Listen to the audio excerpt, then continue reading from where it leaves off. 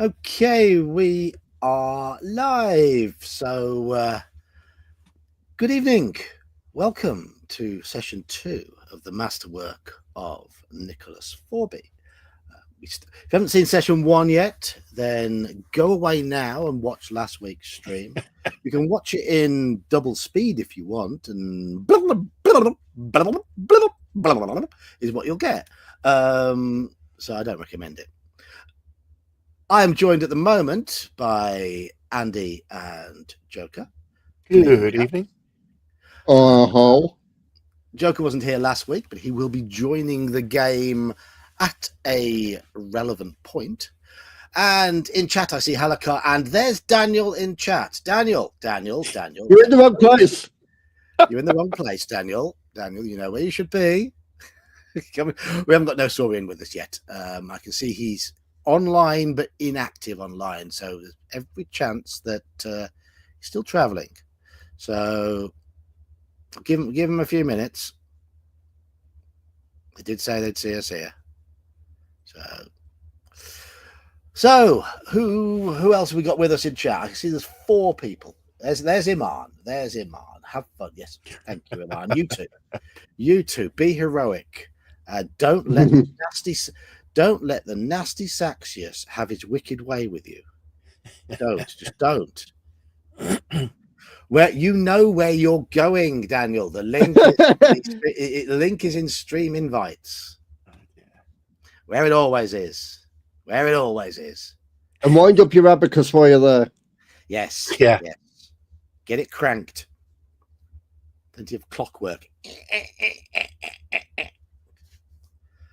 Oh, thank you, Mondo.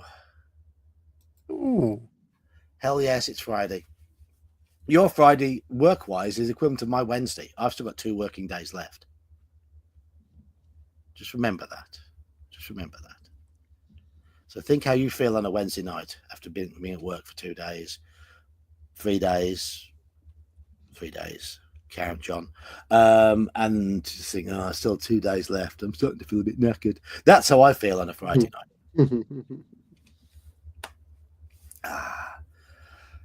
Bit of yeah. Yes, indeed. Oh, damn it. Had a bit of good news for the family though. My nipper's been picked for the first team for this Sunday for the first time in a while. A new coach has taken over, and it's one of the experienced old guard from the women's first team, who has reached late 30s, has realised that she really can't keep up with the pace of first team football now, and she spent the season in the development team helping the youngsters like my daughter. So it's been good to have her there, central defender, playing, just being a rock at the back for them. And she has taken over as first team coach due to her experience. First game in charge, she brings in 3 of the development team, including my Holly, which is fantastic. You think she's been playing with these girls all season. First thing, and she brings in Holly and then the twins as well. So they'll probably just be in the squad. We don't know if they'll get on the pitch or not. Doesn't matter. It's good that they're there, back in and around the first team. Because the previous coach just sort of dismissed the development team a bit. Didn't really watch much of it. Didn't really want them at training. So didn't really help them develop. But it helps with knowing what they can do anyway as well. So she's been playing with them all season, so it's like okay, I'm bringing them in. They are the future, so we're bringing them in. Hello, Robert. So it's nice. So they're playing. They're at home to Peterborough on Sunday, who are a much bigger club than us. So there we go. But hopefully not as fit as the RAF were or whatever. Well, they are pretty much an academy level side, so they're going to be pretty fit. Yeah, they're going to be pretty fit. It'll be a good challenge. It will be. Oh, it will be. Yeah. our first team punch above their weight, very much in terms of resources. Oh, you're on your way. No worries, Nasurian. No worries. Hello, Gene. I mean, there's Daniel arriving. Hiding behind the yellows line. I mean, we're only a very little club, and we're in there with the Wolves and the West Broms and the Notts Counties and the Stokes. So our women's section do punch above their weight quite considerably. Anyhow. Not a bad league to be in with the unstoppable Women's League of West Brom, unless they're not as good as they were a couple of years ago. West Brom's women's team aren't at quite the same level as the men's, but they're still decent.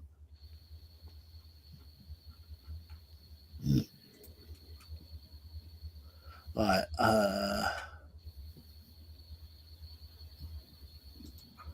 There we go. Hello, Daniel. How you doing? I'm here. I Yeah. have that Chinese disease called dragon ass right now. Dragon ass. Yep. It's been a busy day. Yes. Gene was on his wrong YouTube account. I've got a work one and I've got a home one. And I use the work one on the work computer and the home one on my home computer. It's as simple as that. It's as simple as that. Halakart, there's a new Troll Lords Kickstarter. What is it? Well, Troll Lord games, they do Castles and Crusades? Is it? I don't know. Phone default. Well, yeah, phones tend to be used more for work nowadays, don't they? So we're going to hold on for Nosorian. He's obviously he's en route. Yes.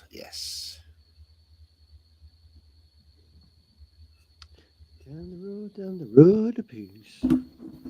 Around 5:30, I'm gonna have to step away for about 3 minutes. As somebody, him and one of his friends stayed with us for a couple months. Yeah, I found a place, but he's gonna watch my dog for the weekend, so I gotta reacclimate him to the dog. I should say the dog to him. Yeah. No worries. Because you've got quite a busy weekend coming up, haven't you? Yes. Yes. A wedding and a speech thing by your daughter and all that sort of stuff. Yeah. Got to pay for a hotel for 3 nights, gas money for 2 cars. Yeah. Fun and games. Yeah, and it's like tonight's an hour and a half drive, and then it'll be another 2 hours from there tomorrow. So it's about 3.5 hours total to get to the wedding. So a bit of a jaunt. Yeah. And I can't even go out to the local bar whenever I get there tonight because I don't want to leave my kids alone in a hotel room. So aren't they allowed to go to the bar with you and just wait there? Yeah, in Pennsylvania, you can't be under 21 if they allow smoking. Right. Okay. See, over here, most pubs will allow you to have your kids with you up until about 9 p.m. Yeah, that's the way it used to be. Yeah. And then they did that smoking thing where now if 20% of your sales are food or higher, you cannot have smoking in the bar. But if you're allowed to have smoking, the person has to be 21 to enter. Okay.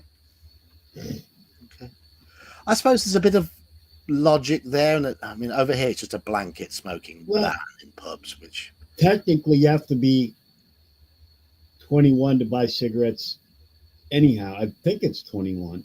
it's 18 here. 18 here for. So yeah, I see where it makes sense. It doesn't bother me because I don't smoke, so I don't care.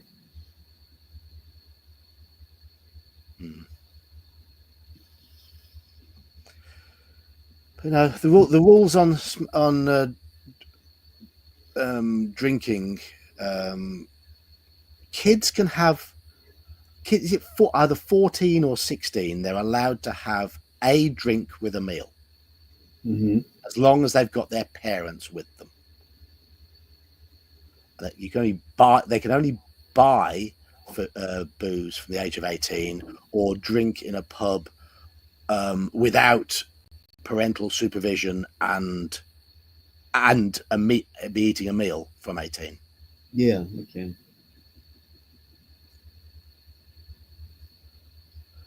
Yep.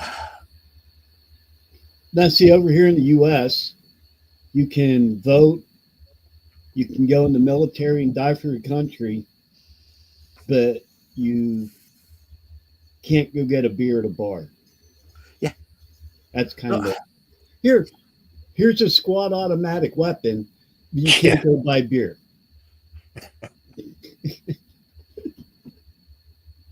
So yeah. I mean, a lot of age-related limits probably around the world probably need a bit of a rethink, because society has changed since a lot of those were brought in,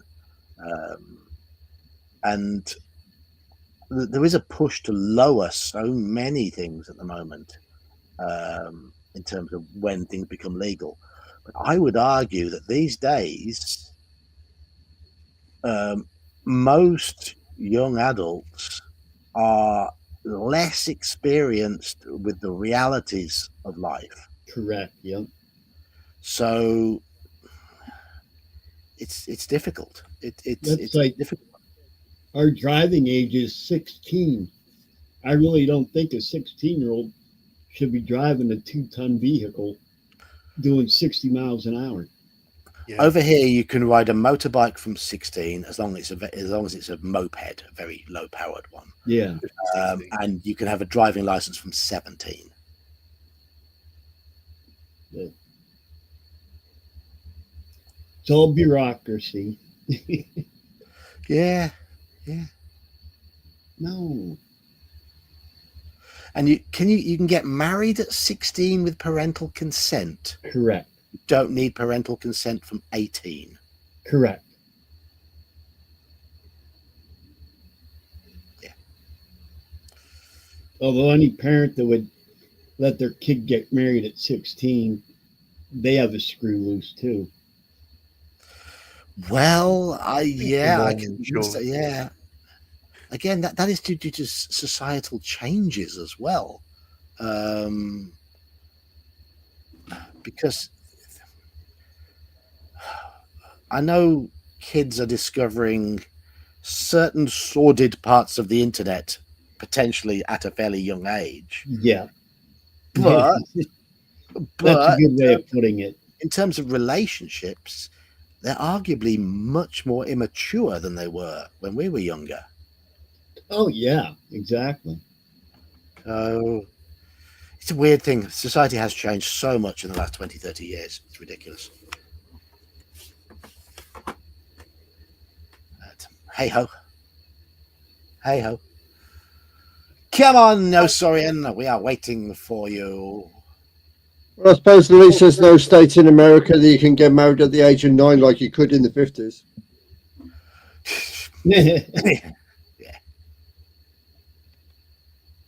In Kentucky and Tennessee, you can get married without parental consent if you are first cousins. What? What? They know how to hold a catalogue, yes. And can spell moonshine backwards. What? Please make that make sense. No, I mean the piece of information I knew, I always knew. I never knew how true it is, but going way back about 40s or 50s, I think lower states of America, you could get married at the age of 8 or 9 if you could find a husband. Yeah. I mean, I know some of those. Some of those were holdovers from 1800s and stuff. Well, yeah. In a lot of ways, I think society has changed for the worst, but in certain ways, it's changed for the better. Oh yeah. Yes. Yeah. We need to find a sensible common ground, I think.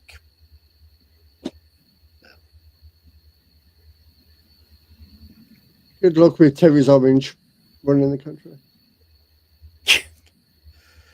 Let's not get into politics. Moving swiftly along. Where's my chocolate? A lot of Uncle Dads and I am my own grandpa. Yeah. I am my own grandpappy.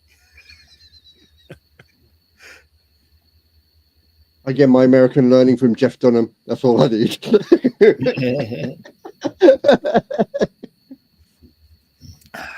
I guess that part of America's like Norfolk here. I live in Norfolk, I do.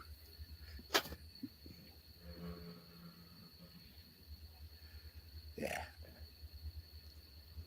Yes, Baba Joe. So, you didn't game last night, Andy. What were you doing last night, Joker? What day was it? Thursday. Good question. Playing State of Decay. Okay. What were you doing last night, Daniel? Bitching at my kids and telling them to get their crap ready for the trip for the weekend. Doing laundry and ironing clothes, stuff like that. I was adulting. I was gallivanting around the Shire with Jean last night. How 21st century of you, Daniel? I don't like adulting. That's why I'm here right now. You have your apron on as well? What's that?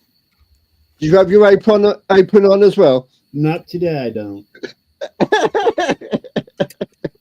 Right now, it's just me and my son. The wife's down in Harrisburg already, and my daughter's at work. So I'm no Kelsey tonight. Yes. It all depends whether you get the urge to put the wig on, doesn't it, Dan? Yeah.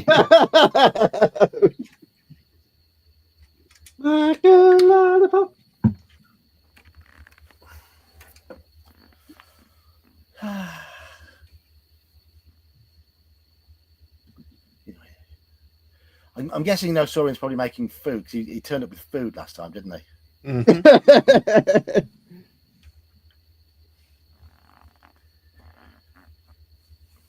Just to remind everybody in chat who you're playing then, fellas, while we're waiting for him.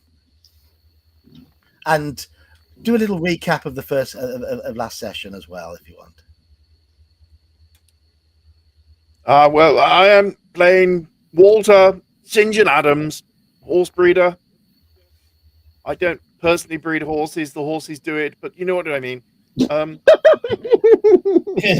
And last time, a group of us who are old school friends, have been invited down or asked to come down to Harry's place because Harry Forby, by his wife Gertrude, because she's worried about him. And we have an annual meetup, but he hasn't turned up for the last couple of years. So we went down to their place and have seen him. He doesn't look very well, gotta say. There are stories about him being terrified of something outside, and he's got all the windows barred, and we're in summer, aren't we? So it's hot. No air moving through the place, and he saw something about a green man outside. Well, we've had a wander around the grounds and looked at the mausoleum, which shockingly is not on consecrated ground. Dreadful thing. And that's really all we did. We got to there, had a look around, talked to a couple of people like Bates the butler and old Fred the gamekeeper. And there's stories about people intruding on the land, searching for the treasure, which Harry believes is something his grandfather, I think it's his grandfather, wasn't it, had hidden somewhere on the land. Although it's a little bit vague why he thinks this giant emerald or whatever it is might be there. It sort of shows in a painting that was done, except it could be anything. Correct. I think that's pretty much it. There's bits and pieces, and Wolf's a little bit disapproving of the attention that Percy, one of the other characters Nazorian's playing, has been getting or giving to Gertrude, because he's a married woman. You can't just go and yeah, not the done thing, not the done thing. Well, that's pretty much where we got to, I think. Halakar, Dan's character hasn't got a gun. I may or may not have done that on purpose.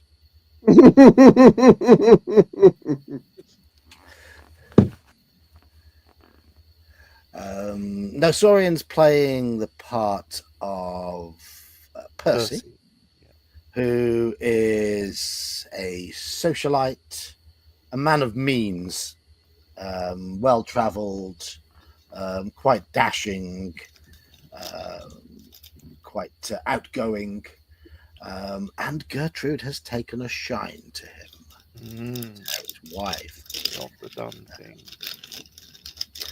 Daniel's playing the part of Algernon, yes, Algernon. Algernon Stubbins Esquire. Yeah.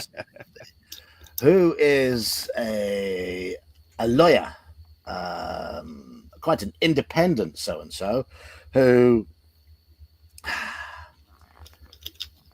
lives by himself, intends to keep it that way, is a little bit of a stuck in the mud,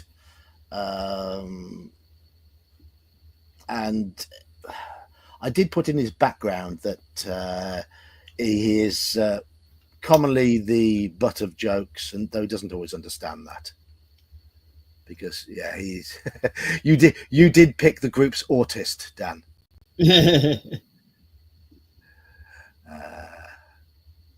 And Joker, who couldn't play last week due to other arrangements, will be joining us in the role of Dr. Peter Carpenter.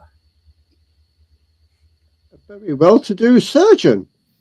A very well-to-do surgeon, yes. Not that my bank balance will show that, but we will see when I arrive. Yes, he missed the train the day before. That's the idea. He will be turning up in the middle of the day too. So they all met at school, and they all went their separate ways, but they meet up every year or so to reminisce, catch up with the school days, and go fishing and camping, that sort of thing. Hello, RPG Gen Exile. We are still waiting for the arrival of Nosorian, who probably hasn't long got in from work, grabbing himself a bite to eat before he joins us. Realistic character entrance. Yes, Nosorian. Yes. Yes. Halakar, on your comment about the uncle dad, I had a stepmom that ended up being my aunt. So I have half brothers and stepbrothers that are also my cousins. We had something similar in our family, but not quite. Well, the woman and my father split up. Then she married my mother's brother, so she went from stepmom to aunt. We for my wife, it was sort of the other way round. My wife's mom died in her mid-40s. So when I first met her, she just got a dad. But her dad went to a family do and met up with his brother's ex-wife, long divorced. And then they became a couple. Yeah. That's So when they were checking into going on holiday with the same surname, people were assuming they were a married couple. They weren't. yeah. It's just that she had been married to his brother, but a long time before, a long time ago. Just going to grab a drink. I'll be right back. No worries, no worries. And then So- you had my first wife. After her and I got divorced, ended up dating the father of her child, who I adopted the child when we got married. She ended up marrying that guy's little brother. So my daughter's father became her uncle, but her uncle became her stepfather. It is all very confusing. Yes, I mean, Val went from being my wife's aunt to her stepmom. And But the one thing in defense of Sharon, the woman that my uncle married, when there's only like 50 people in a 25-mile radius, because it was in the middle of nowhere. yeah, Pickings are slim, so you got to go with what you can get. I mean, and Val, even though she wasn't actually related to our kids, she treated them as if they were like her own grandkids. Yeah. With them. So, she sadly passed away about 10 years ago, though. So, Oh my God, can't really.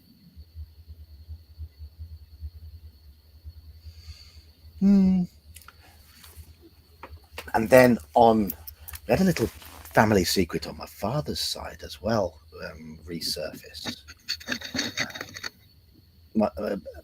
About 15 years ago, my dad he was in his mid-60s at the time, got a phone call from someone, and it was like, she said, "Hello, is that so and so?" And he was like, "Yes."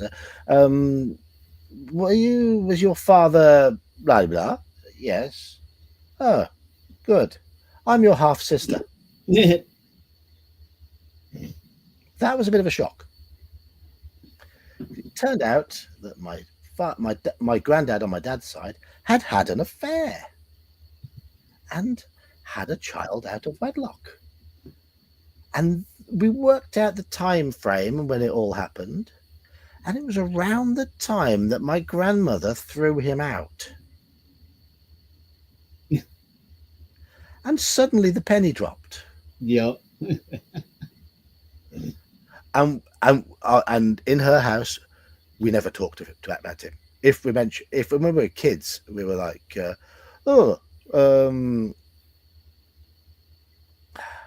so what did happen to Grandad Les? And we'd be quickly hushed up. Shh! Don't talk about him. Shh! Don't talk about him. Okay. So that was that. We weren't allowed to talk about that because it was the black sheep of the family. Don't. We got some yarn that he was a drinker and a troublemaker and got thrown out, and no one knows what happened to him. It turns out he appeared to be a bit of a philanderer instead.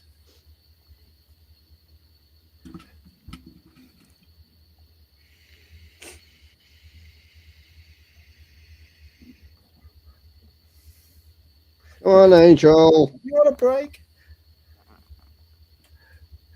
Right, let's get on. We're on a break. Some of these guys are find the Jolly Roger from their Todger. I like that actually. Yes.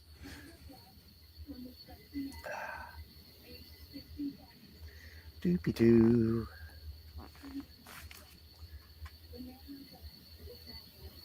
So we left the last session.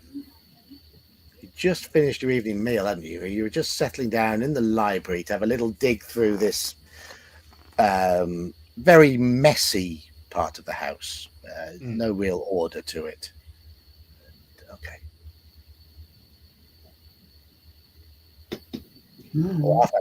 Oh yeah, there was another one on my mother's side where it was discovered only after my aunt on that side had passed away.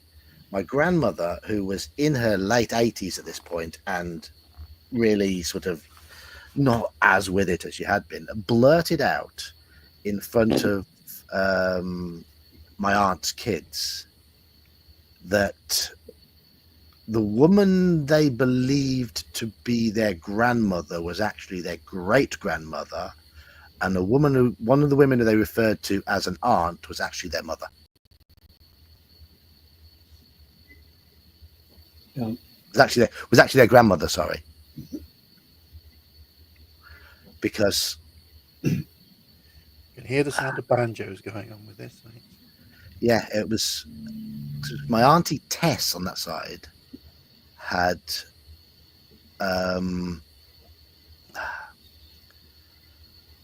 it was always assumed that they were Tess's kids.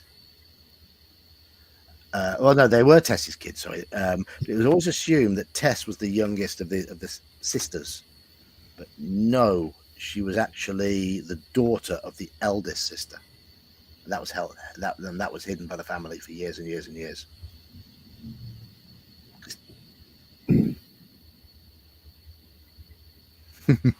So that caused a bit of a family stir. We're going back a few years there. Going back to the 1920s. If you had a child out of wedlock, it was all hushed up. That's when it would have happened. Maybe even before then. Now it's kind of rite of passage. So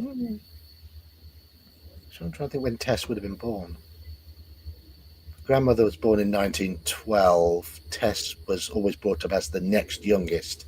So yeah, it would have been after the First World War, just about, I think.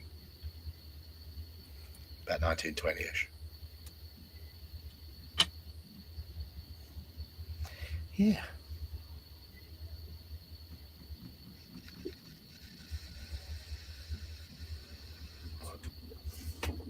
But we don't know if Tess ever knew that the woman she believed was her mother was actually her grandmother. She certainly never revealed it to her kids.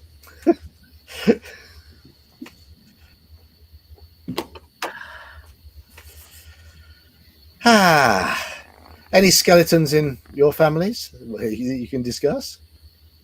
Yeah, no. Just your average family that don't talk to each other unless they're forced together for an anniversary party or dinner. Yeah. Funerals and weddings. All 30th birthdays or 60th birthdays. Yeah. On another note, we are a couple of months away from Chaosium Con. The player things still haven't been posted. I am checking them all up. They're not being posted yet? No, we can't sign up for games yet. They're still going through the phase of the DMs registering their game. Yeah, sorry I can't make it. That's all right. And it's almost certain, Joker, that I'm going to have to pick you up in the morning before we go. Fair enough. Because it is a school night, and my wife has said no to people staying. So fair enough. It's right in the middle of my lad's exams.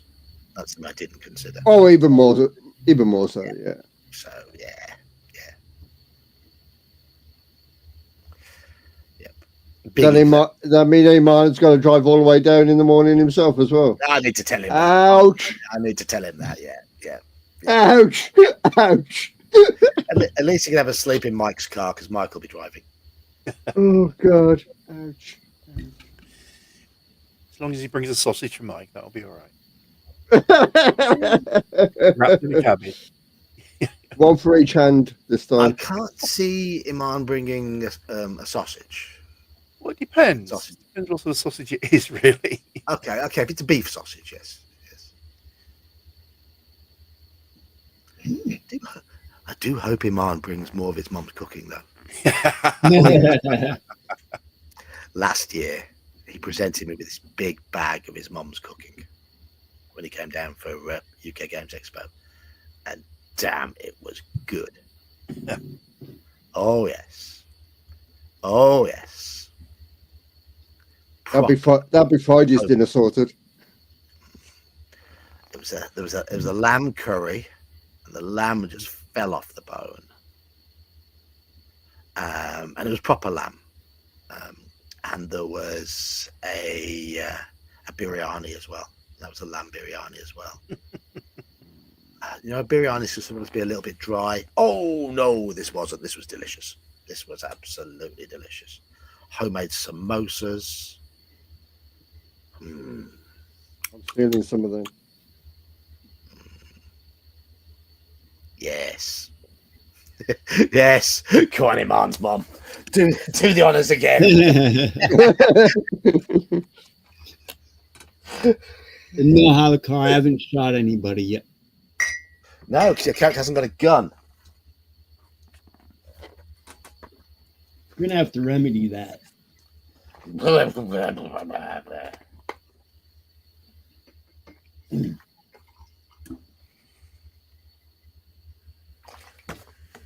mean, you know who John Sake is. of course, there are no guns in the house either, because the guy who owns the house is scared of them, and you know why.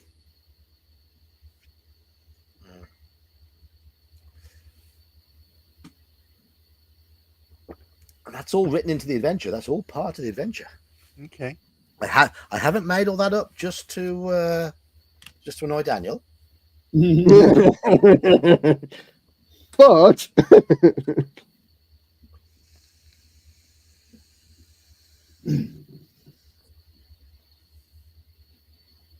I think your character has got a bit of firearm skill, hasn't he, Dan? Yeah, he's 50% in rifle and shotgun, 20 in handguns. Yeah, I mean 20's base, but 50. Yeah, but he's half decent with the long arm. Yeah, I'm pretty good with the rifle and shotgun. Yeah, I mean that's quite. I thought that'd be quite apt for a number of the characters because you are generally men of means in Victorian society who will probably enjoy a spot of hunting. So I thought it would be something that would fit the characters.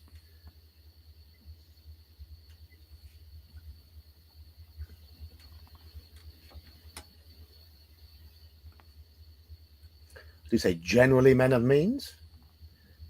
Not all of you.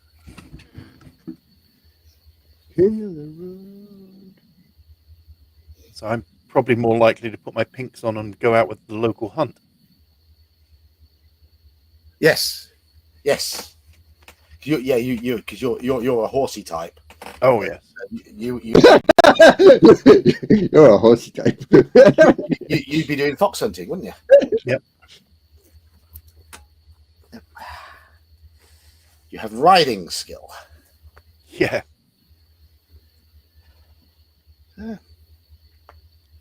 Yes, go out riding with the corn. It's all about making the characters believable and the environment believable, making everything sort of fit, as well as trying to put together a group of characters capable of dealing with the scenario, but not too easily. But you never know how it'll all turn out. Yes. Yeah, he's got animal handling skills and riding skills instead. Yeah. Yep. Yeah.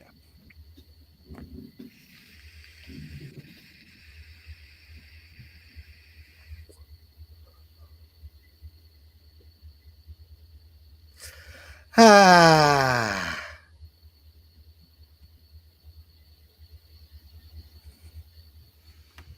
How long now, no Saurian? You still getting yourself ready? Oh, what timing! What timing! Is he there? He has just arrived backstage. Here he is. Aha! Aha! Hello. Hello. Character right here. Oh, I've got it somewhere.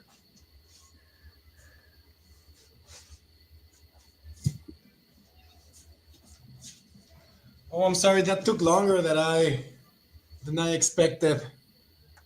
I'm sorry. Don't worry. So, but at least I'm updated. We're having another arrival.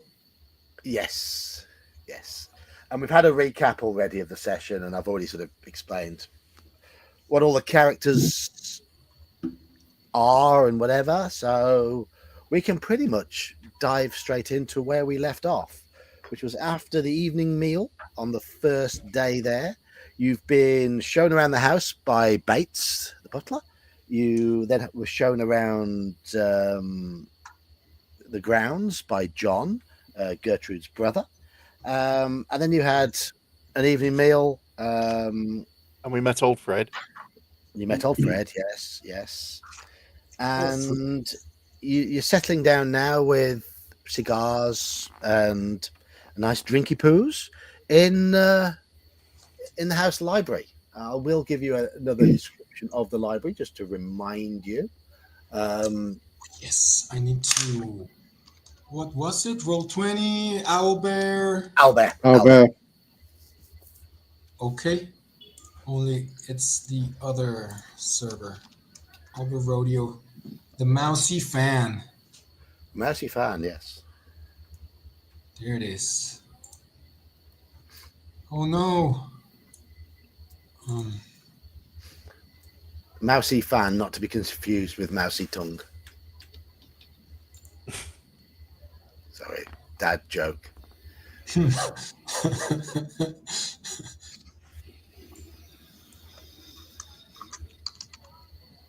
Is it really this one? Oh yeah, there's my name. Ask to join.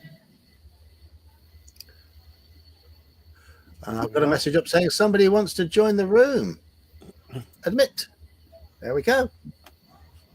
You are now in the roller. That's right. Super duper. So, just remember everything's percentile unless you're doing damage. So just have some have your d10s ready to roll percentile dice. And let us begin. You're in the library. It fills quite a large portion of the downstairs of the house, and books cover 3 walls with bays on each side. There's a step ladder resting against one of the bays, as that step ladder is required to reach the upper shelves. There's a lot of books and bits of paper and folders and all sorts of folios and things like that stuffed into this library, and it's not well organized at all. There's a fireplace on the left wall, flanked by bay windows, a table with a shaded oil lamp in the center of the room. Next to the door sits an ancient invalid's chair. Near the fireplace and windows is an oak desk, and if a person is sat at that desk, you'd be overlooking the garden, though that view is now largely obscured by laurel leaves, because there's a large laurel bush outside. It doesn't completely obscure the garden, but it hardly does. Harold says, "So, I think I should crack open this cognac. That's a good idea." Yes, a little snifter after dinner is always a good idea. Not too many, but just one. That would be lovely. I've got these cigars. They've been around the house for some time. I don't tend to partake in them all that often, not feeling all that well. But I think from time to time it's good to cleanse the lungs, is it not? So Oh, indeed. he passes round the box of cigars, pours everybody a large brandy. Let us just relax, and I take it you wish to do some investigation, see what we can find regarding family treasures. But if you don't mind me, I'll just put my feet up here and light this up, and maybe You settle down there, old man. That's fine. We'll have a look around. Maybe close my eyes for an hour or two. The body doesn't feel too good nowadays. And after 5 or 10 minutes, there's a low rumbling growl coming from Harold. His cigar, he probably had 2 puffs on it, and it leans against an ashtray. It's burnt itself out. And his brandy is there on the table, barely touched. It's there.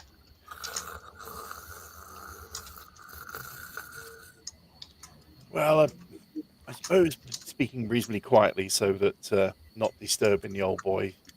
Old boy, he's younger than we are, just about. But he's not in a good condition.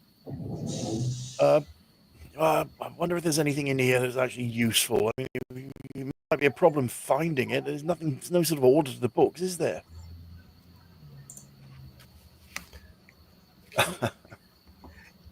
Thank you, Mercurius. Very, very kind of you. Thank you indeed. Should you wish to inject anything into tonight's plot, Mercurius, and Mondo, who's already donated, more than welcome to. More than welcome to. Have a think. So, if you are searching through the library, I would like you to make a library use roll, please. Okay.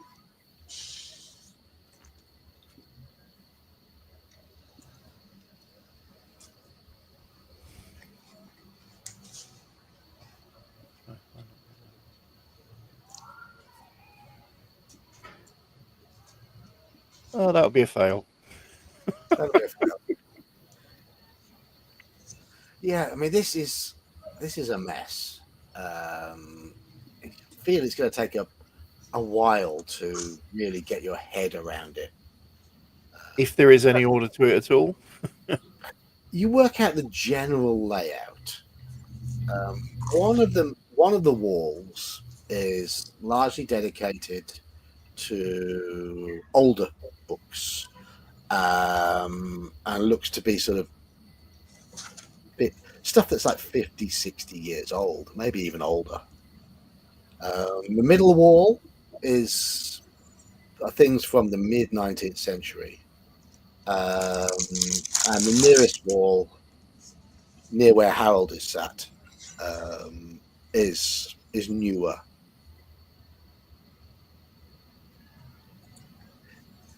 Anybody else having a dig through the library, or just letting Walter do the digging?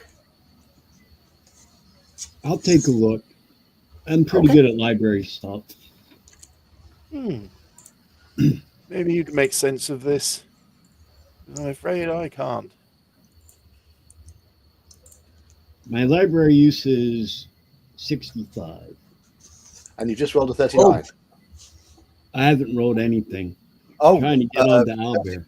It was sorry. My library use is just 20%. So Yeah. So you rolled that 39, did you? Yeah, you have the same issues as Walter's had. Doesn't make any sense, does it? Not for me. I don't know if our friend the Doc might have a little bit. He's not here yet. Oh, he's not.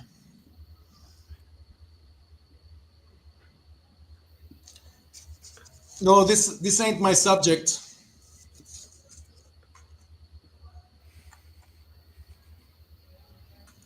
Are we waiting for your abacus here, Daniel? I'm trying. Said I got to go to Albert for the dice rolling. Yes. Yeah, I'm waiting on my abacus too. So if you want to, go ahead and roll. Okay. I shall do your roll for you. Oh no! There we go. 42. That is a pass for you. You're able to work it out a little bit better.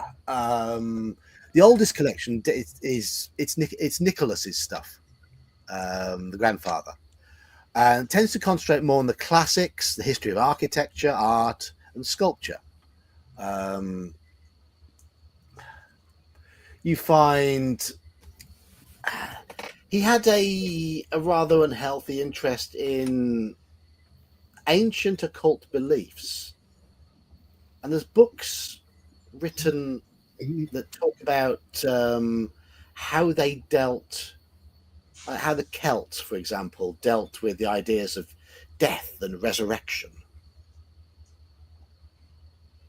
Alistair's tastes, the middle section, classics in English history and the advancement of moral thought. He likes there's a lot of novels and textbooks where the topics appear to be devoted towards fishing. Also present, there's a fine collection of Gothic novels, Frankenstein, or the modern Prometheus, for example, The Imp in the Bottle, Strange Case of Dr. Jekyll and Mr. Hyde. Those are, but all of these are on the top shelf, up and out of the way. There's also in the newest section, a family Bible.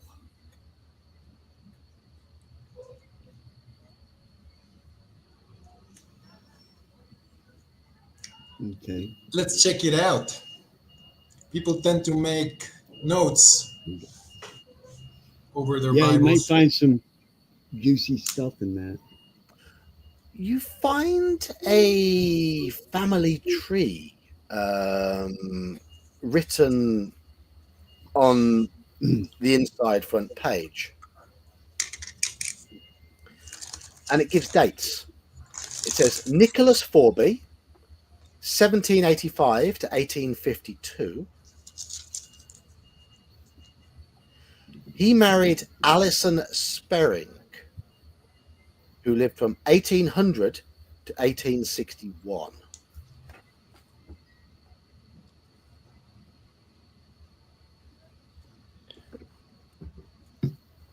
They had one child, and that was Alistair Forby, who lived from 1836 to 1864. He married Rhoda Trevelyan. She was a little bit older than him. She was born in 1823 and died in 1876.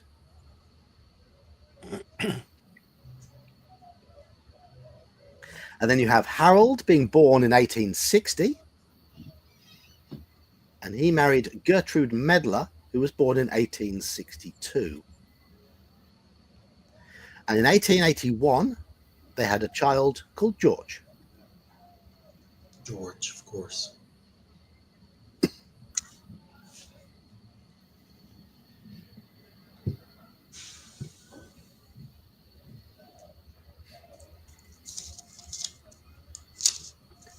So now knowing a little bit more about what's in each part of the library, is there anything any of you would like to focus on?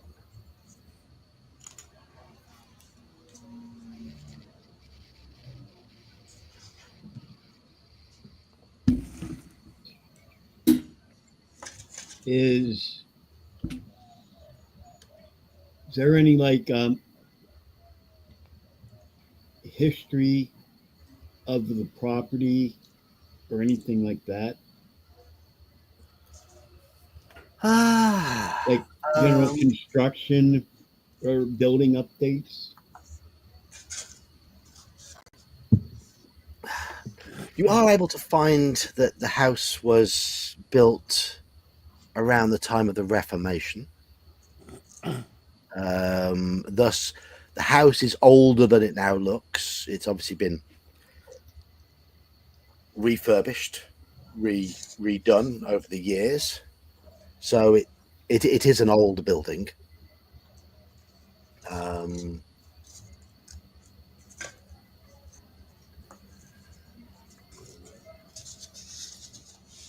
What about the mythological aspect? You didn't mention any mythology books? Yeah, I mean, yes, certainly. Nicholas's section has a lot of mythology in it, and there's quite a lot of Greek mythology and books on ancient occult methods, the focusing on Old English, the Celts, and things like that.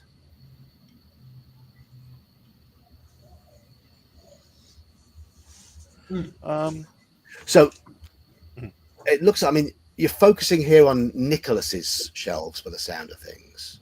So if you're focusing on Nicholas's shelves, I'd like another library roll. What were you going to say there, Andy? I was just going to say, looking for anything to do with the Green Man that we've heard this tale of. Okay. So I'll have a roll for that, or, you know. Oh, And I still can't find anything because it's all in very old English. No. nice failure. Well, same bloody roll again as well. Damn it.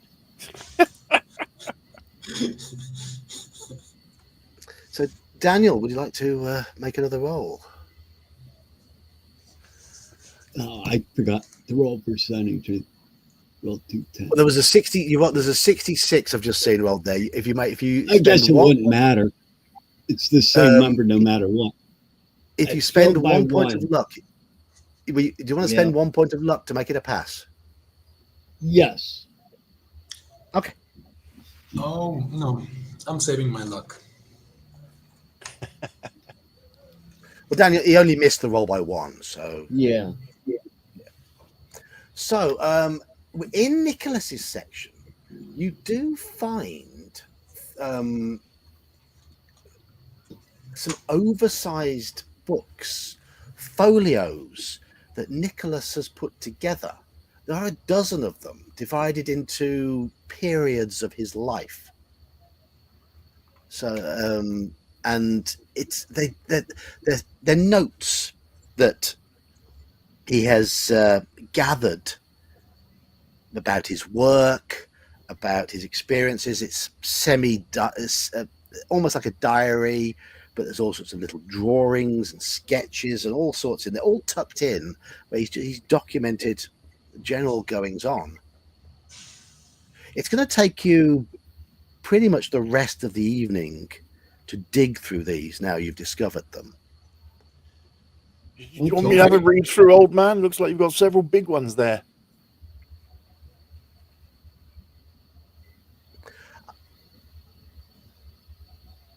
We can do that while we wait for the doctor. Yeah. I mean, between the three of you, you can dig through the various stages of his life and get the general gist of what's happening. So, what you get from these is that the early books, written between 1799 and 1827, are largely filled with sketches and plans of his work and his writing, discussion of his works and his philosophy, which is a passionate blend of atheist cynicism and fatalism. But as his ceiling work, he specialized in making ornate brass ceilings. As they become more successful, a mysterious malady begins to plague him. He complains of painful and disparate fits of lethargy, alternating with periods in which he worked in a frenzy as if possessed. At length, these fits become really bad, almost bringing him to madness. So he's forced to leave off work and retire to the country for periods of time.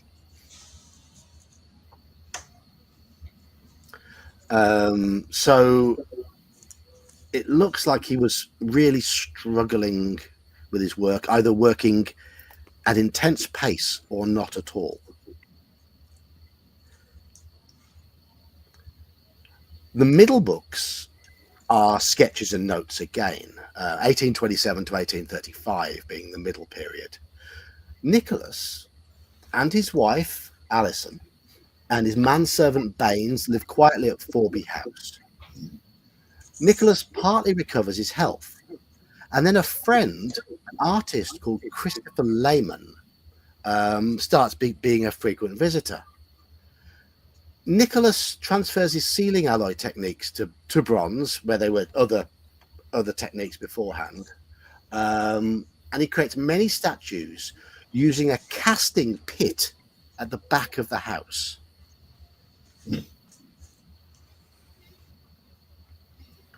His health deteriorates again, and he loses the use of his legs. Baines becomes indispensable, and Nicholas refers to him as my limbs. And he insists that Baines be included in a portrait of him that Christopher paints. Here you've seen this portrait. Yeah, and it was marked by Christopher. Yeah. Yes. Right. Nicholas sketches the frame that he makes for the portrait, but his philosophy darkens around this time in the face of his persistent pain and disability. Who's reading this middle section? Whoever is doing that, roll a psychology roll.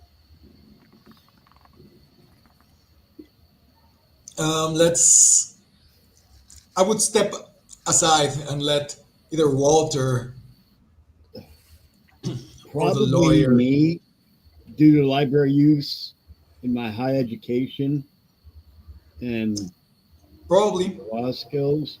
Psychology, Probably though. the biggest book specific. nerd. So I can have a look at it. What does he say about him? He comes ill again, and so should I do a psychology roll? Yeah, I mean, you can do a psychology roll. Yeah. Oh my god! Of course, I failed Okay. badly. But not too badly. Badly.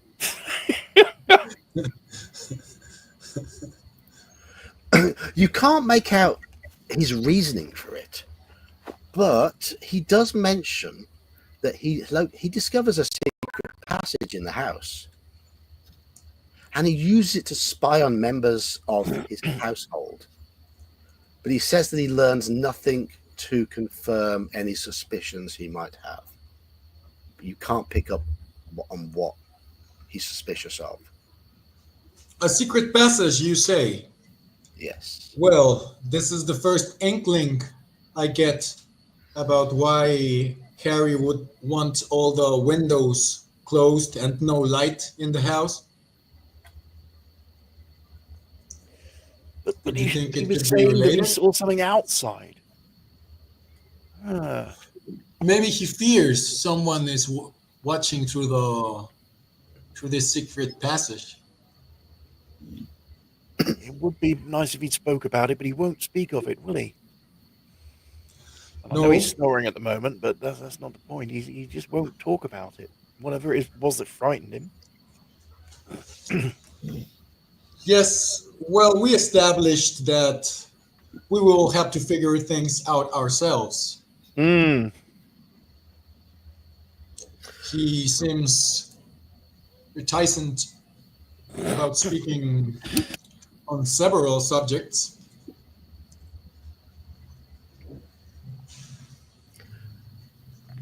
When you get to the end of the second section of books, The last book, the fourth book in that second section, has a lot of it cut out from the end of the book.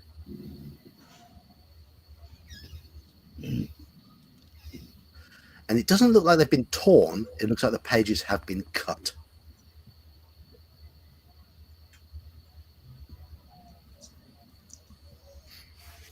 Okay. Was this some work he was doing, which he regretted, maybe?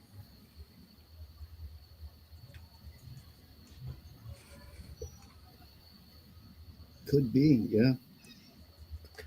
The last section of books runs from 1836 to 1852, and it picks up 6 months after the last remaining date in the previous book.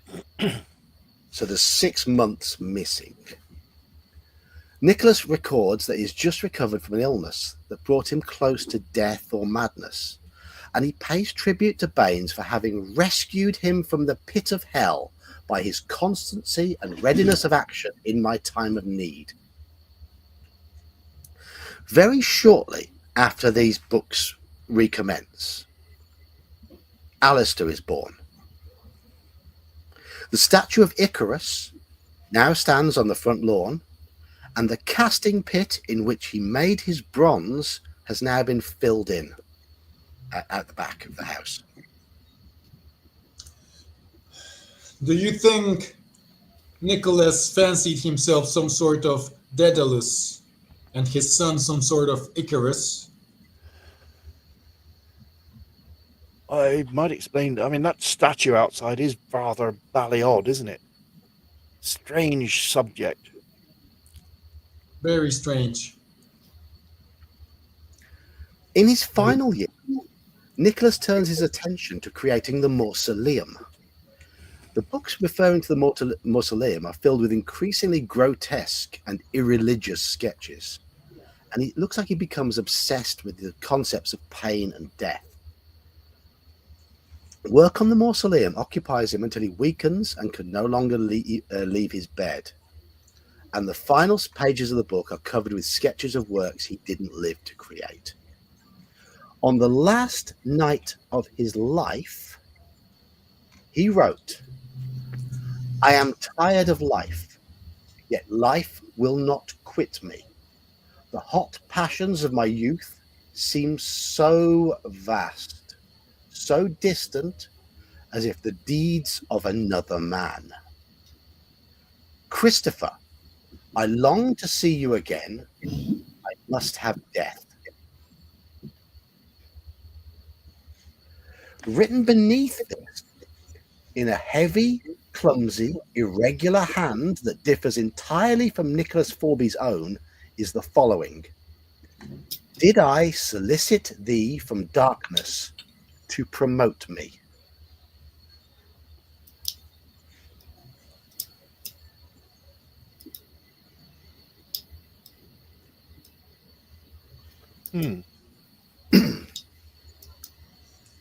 This is most unsettling. I have been called an irreligious man, but this goes beyond me. Yeah, very, very strange behavior. It's not Christian work, is it? No. No, it stinks of the devil. Can you make English rolls? Yeah, I might be able to make that one. Blimey, let's see. Probably not. You failed that one, but yeah. Yeah, Let's try. pass it. Yeah.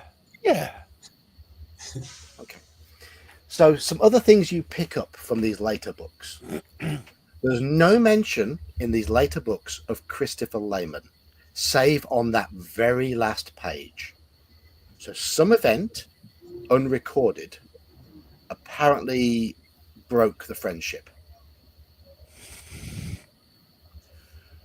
Although several times he makes reference to a manuscript in which he has recorded the details of how he creates the bronze and his art technique that he uses to create the works, it's nowhere to be found. And the first mention of Icarus in the records is straight after Nicholas's illness. Okay. Thus, it's highly likely that Icarus was created in that missing period in the second book.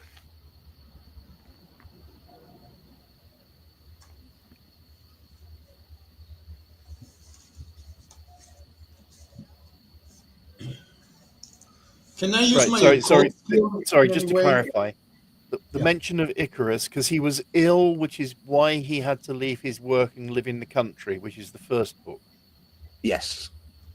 But the mention of Icarus is in the second book when he becomes ill again. Is at the beginning of the third book. Beginning of the third section. Okay. Straight after the missing section. Okay.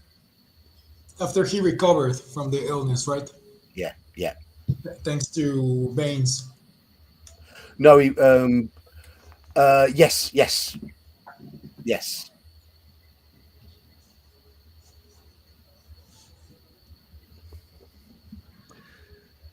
All of this digging, or hello PBR, hello Straw Piglet. All of this digging has pretty much filled up the evening. These folios were big. These folios had all sorts of stuff in them, and you've effectively gone through 12 books between you, flicking through the pages, because it's all handwritten in an old style of writing, so it's taken time to work through all of this. But that's the gist of what you get.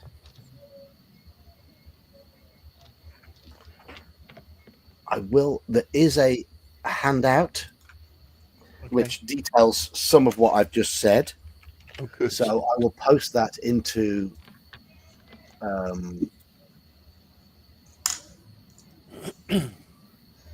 I'll post that into the Call of Cthulhu chat in Discord. Oh, okay. For the purpose of chat in here, it is the bit where he says, "I am tired of life, yet life will not quit me." Oh, this is such a good handout.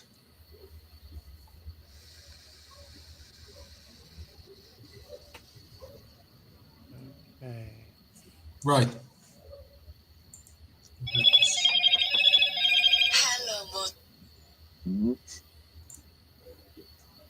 Was that me? No, right? So this is his last entry in his hand. In the anything after that was written in another hand. Okay, John, I'm not very sure how skills work in this system, but would my occult rating help in any way to have an inkling about the what is missing? This technique for the casting of the statues. I'm thinking about something occult, maybe some. Okay, well, you could try. You could try. Okay. So yeah, make an occult roll. Some reference to a golem, some reference to consciousness transfer, whatever. Mediocre. 50. What's your occult rating? It's 40. It's 40. Well, you have failed on that. You could make it into a pass by spending 10 points of luck, but that's probably half of your luck. So it's up to you. Yeah, almost half my luck. So I think I won't.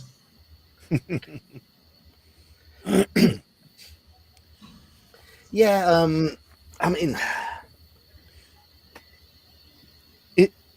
is there in the thing?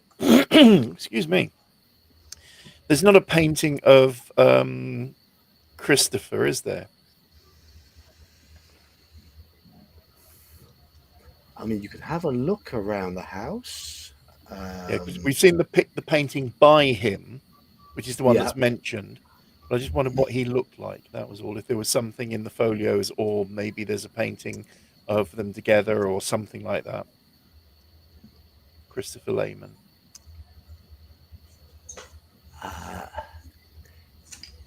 There is a painting,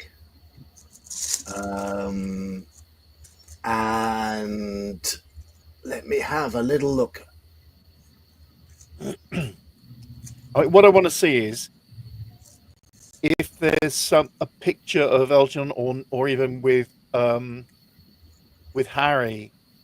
Is there any resemblance? You see where I'm going with that? Yeah. Yes. That might put a wedge between them. On the first floor upstairs landing, there is a small portrait, and it's unsigned.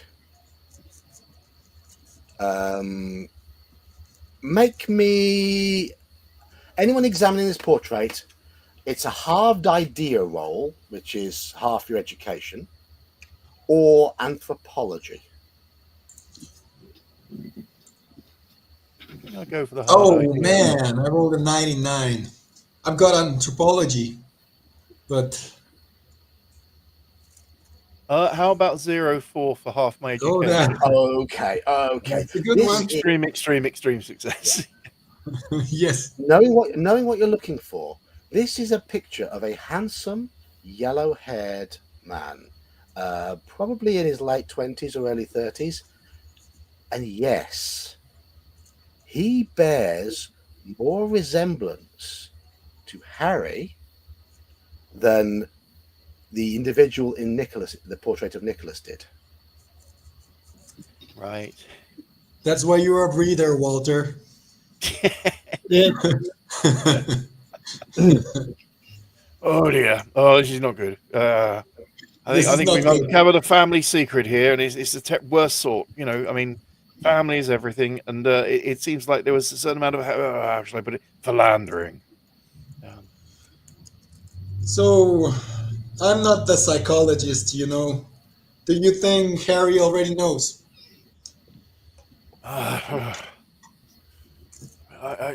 He's not a daft man.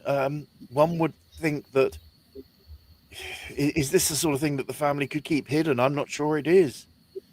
I I'm wonder not where sure those missing either. pages are, if they were destroyed. Maybe something in there explains what happened.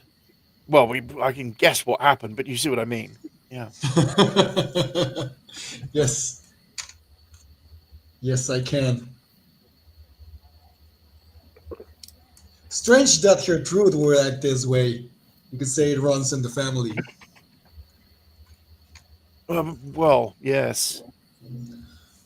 Well, the thing is, Walter, my mind had already been diverting someplace else. I was thinking a lot about these statues.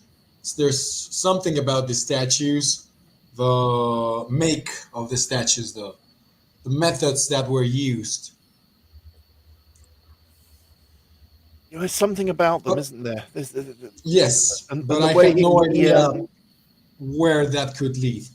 well, yes, and the pit that was mentioned, which something about it being at the back of the house, and that was mentioned earlier. We didn't realize it was a casting pit, though. It must still be there. It must have been filled in, but it must still be there.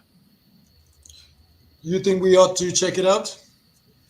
In the morning, I think that should be something we should do. Yes, have a little poke around in the ground at the back of the house. Yeah. Yes, indeed.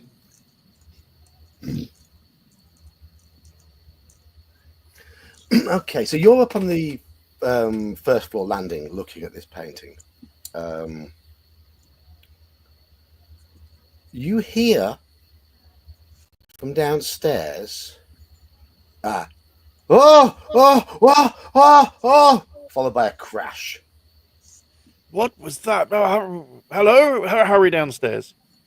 Yes, I tried to rush. Rushing back into the library, you see The ashtray that was beside where Harry was sat is its contents are all over the floor. The glass of brandy that was barely touched has been shattered, and Harry's on his hands and knees going, it was there, and he's pointing to the bay windows. Rush to the window and have a look out. I, on my part, rushed towards Harry and tried to get him up. There was a crack in the shutters. I could see the eyes. Throw open the shutters to get a better look. Okay. The eyes of the green man, Harry? It's dark outside.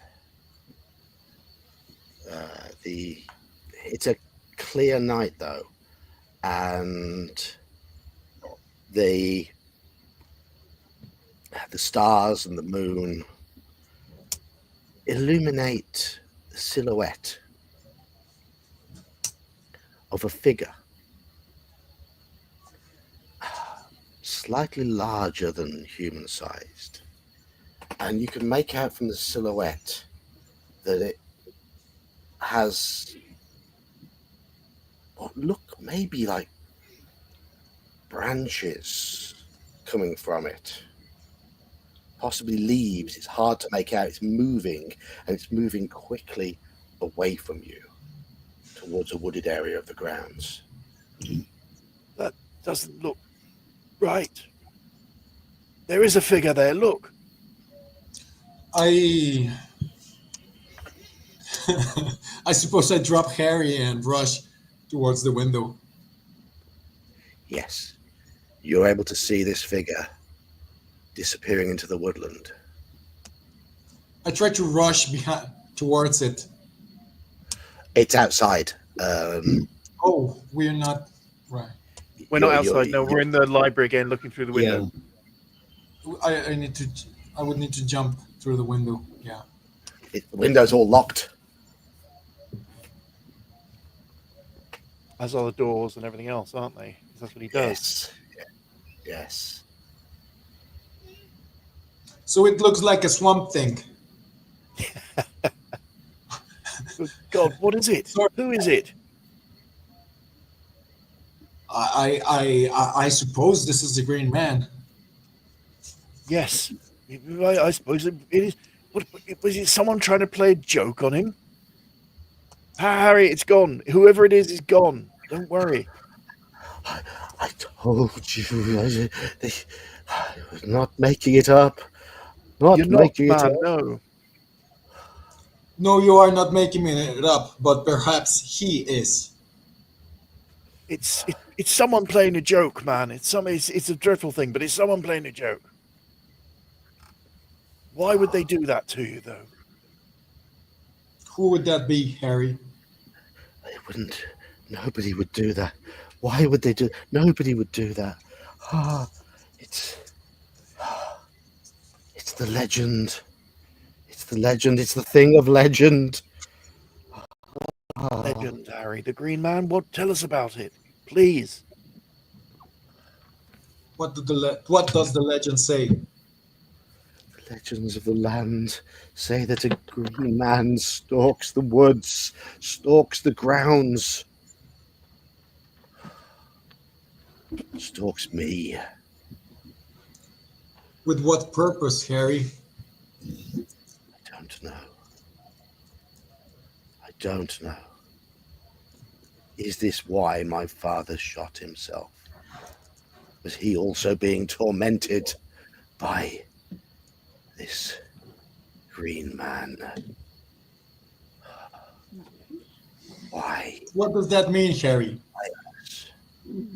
Why us? What have we done to deserve this?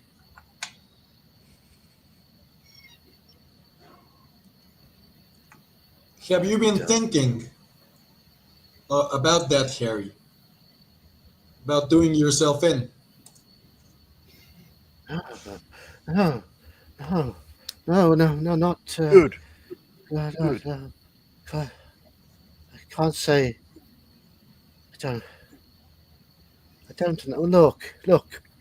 There are times when the pain really, really gets to me. I hate being an invalid, and I hate these hot months which play havoc with my head and my headaches and my brain. And it gets worse. All gets worse. All gets worse. Okay. Oh man, let's get you up to bed and get you settled, away from the windows and everything. Yeah, let's do that. I've been having nightmares about the Green Man. He's been there Okay, in my... here's what I'm gonna do, John. We're getting Harry up. We tried to get him up, and I will look straight at him in the eye, grab his shoulders, and I'm gonna tell him. I'm gonna say to him, Harry, old friend, you need to calm down. We are here now. We are here to help you. We are helping you deal with this. Okay? And we are gonna deal with this. First, we need you to be honest with us. You cannot hide anything more from us. If we wish to get to the bottom of this, you don't need... We will be your veins, okay? We will be your limbs. We will be your support. Harry? I'm being honest with you. I am being honest with you. It feels as though seeing this Green Man has awoken memories that I had suppressed from my youth. You think you've seen it before? I don't know. What are those memories from your youth? Things you had rather not remembered? I just don't know.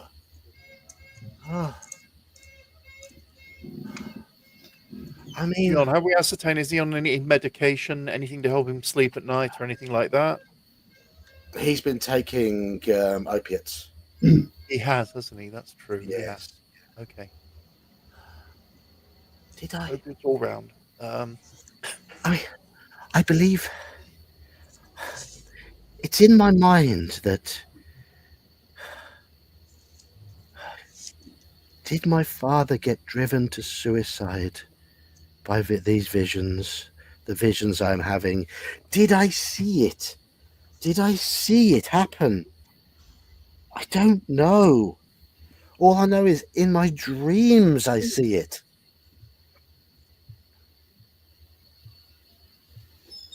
I'm going to turn to the group. Maybe we ought to get a hypnotist. Maybe something, yeah, perhaps. I don't know if our friend... I don't know about such matters. Do you? I don't know if the good doctor can do anything about that. He sort of studies things, but I know nothing about it. But I see what you're saying. I know it exists. I cannot do it.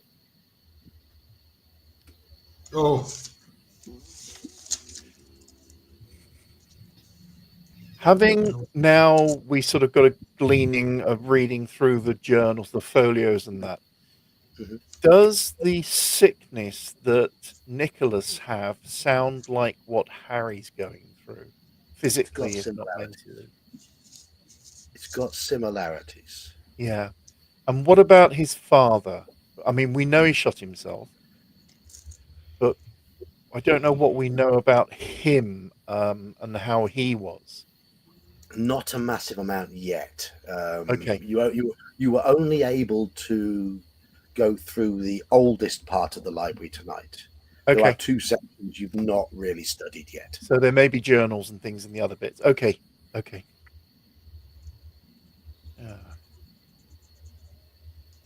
there was, we saw it. There was something out there. It's not a phantasm. It's real. But I'm Yeah. sure it's just some local, someone doing this deliberately. But why? Why would they do it? Harry, old boy, let's get you settled. Let's get to bed. Get you a sleeping draft. Yes, yes. Yes, I think that's a good idea. That's a good idea. Thank you, my old friends.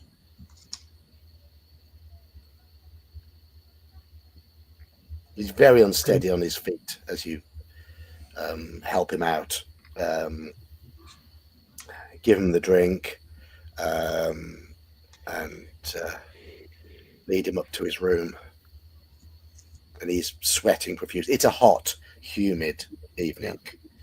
No air blowing through because all the no shutters air. and all that. Yeah.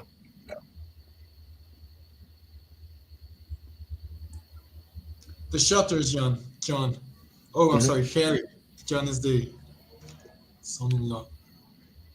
The shutters, Harry. Why is it so important for it to be dark?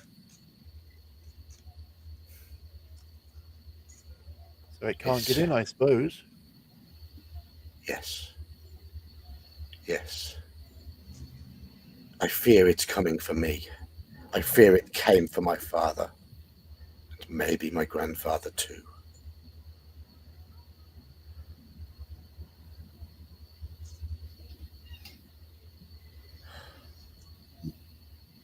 In the morning, I will get Baines to add a curtain to that particular window to make sure that hole in the shutters is blocked up.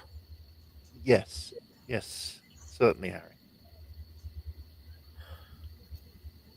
But right now, I need to sleep. I do apologize. I believe I must have slept most of the evening, but I'm so tired. No apology necessary, old man. So tired.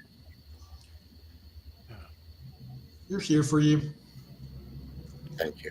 Thank you, my friends. He crawls into bed, and he sleeps on top of the bedclothes tonight. He barely undresses. He just collapses on the bed, and within seconds, he's that familiar snoring sound that accompanied your studies of the books tonight. Make sure that his windows are barred and shut and whatever else, Yes. given that the creature, the person or whatever it was very big. Yes. And could potentially reach that, first floor, second floor, wherever we are. It wasn't that big. It wasn't. You would It estimate was bigger than normal. Okay. Yes. Okay. Yes. Man-sized. If Man it'd been a plus. man plus about a foot, Okay. but wider. It was wide because of what. Okay. Swamp Thing.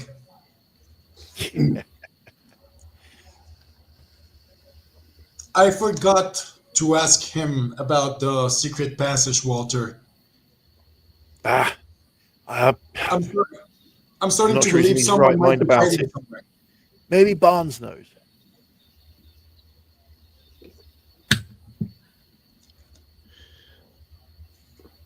I suspect someone might be hiding. If they Somewhere have in the access ground. to the house, I mean, yes. I mean, Maybe it not could with be. access to the house. Yes. I mean, perhaps Bates knows about it.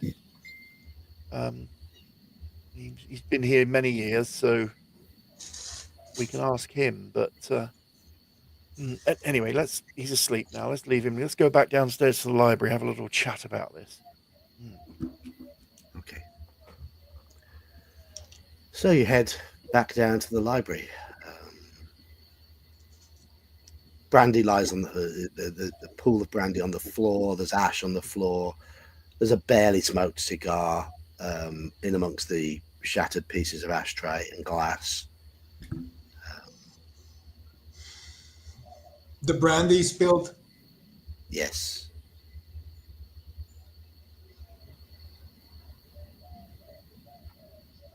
Yes, indeed. I mean, he was scared of something, but we thought he was making it up, thought it was in his head, but it's not. There's something there. Why would someone be trying to terrify him like this?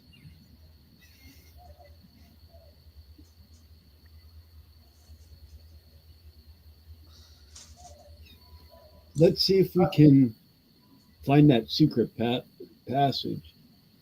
We might have to wait till the morning, but Yeah, there was There's no indication also- where it actually was, is there, in the book, in that folio? No. Just that there No. is one. yes. I wonder where those torn out or cut out pages were, or if they were destroyed. Someone Was there a concealing map? something. Sorry. A map of the house? I don't think we've seen a plan, have we? No. Because the only plan I have shows the location of the secret passage.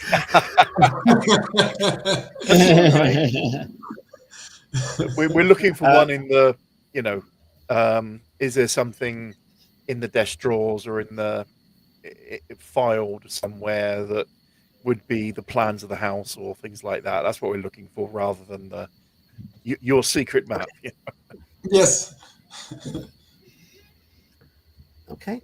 So, yeah, I mean, you'll be able to get a layout of the house, and I will describe it again. And in my description of the location of the library, I was wrong. I do apologise for that. So there will be a slight revision. The veranda leads up to an entry hall. Either side of the entry hall, there's a sitting room and a dining room. Okay.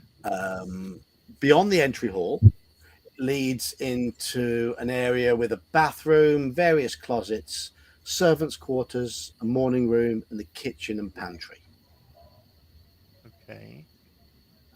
And then up the stairs, it leads to a landing area, which has got another bathroom, guest rooms, a children's games room, storage, linen closets, things like that.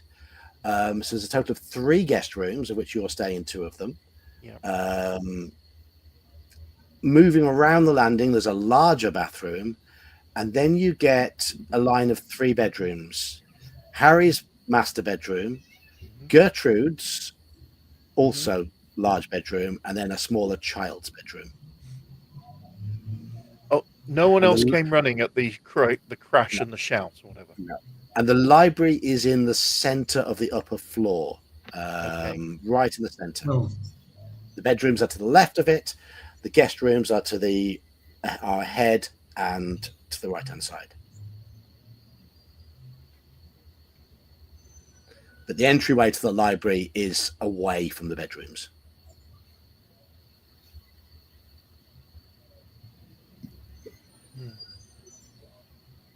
So no. If you're in the bedroom, you wouldn't have heard. Okay. Do we know where the brother John is staying? He's in the house, isn't he? Or He went away for a job interview. Ah, right. Okay. I know he went away. I didn't realize he was overnight. Okay. Oh, it's not. At least that's what he said. Yeah. Yeah. Okay. An iron dog with eyes of fire. Shoots Yeah. sparks in Apollo's bower. Maybe there's something about that in the library. Don't recognize the words. There was no statue of Apollo. No, there wasn't. Hmm.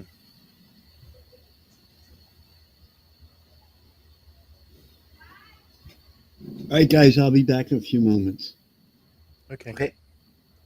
Sure then. The cat.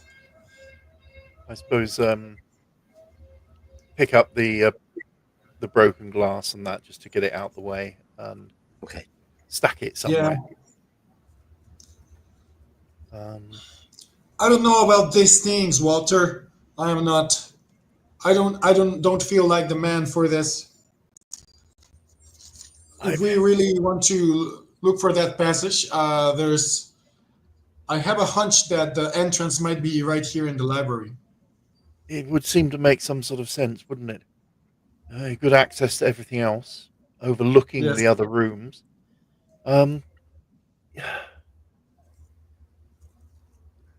I'm concerned now. I mean, I thought the old boy was having a bit of a episode and it was in his head, but it doesn't seem to be. There must be some sort of clue as to who this person is. Yes. I wonder if we can find those missing pages, or if they were destroyed. It's shame it's not obvious that they were, or they're hidden, concealed somewhere. Or I mean, maybe if we find this passage, there's something hidden there. Yes, that's why I'm thinking about the passage. If there's anything hidden, it could be there. Of course, tomorrow we will need to check out where the casts were made for the statues. Yes, that's the other yes, place. The pit. But to be honest, I doubt we will find the reminder of this book. I doubt we will find. No, I suspect you're right. Detailed account of what happened. You want to know what happened? He probably just found out what his dear friend was doing and tapping him. Yes, but the only thing that confuses me a little bit with this, if he'd found that out, surely anger would have forced him to tear the pages out and get rid of them. These have been cut out carefully by the looks of it.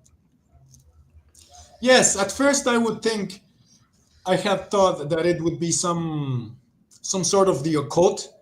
Listen, I've seen in my travels, I've met a few people with strange beliefs, always just to get to know something new about the world, you know. It was just my curiosity. But there are people who will study dark subjects with less benign intentions.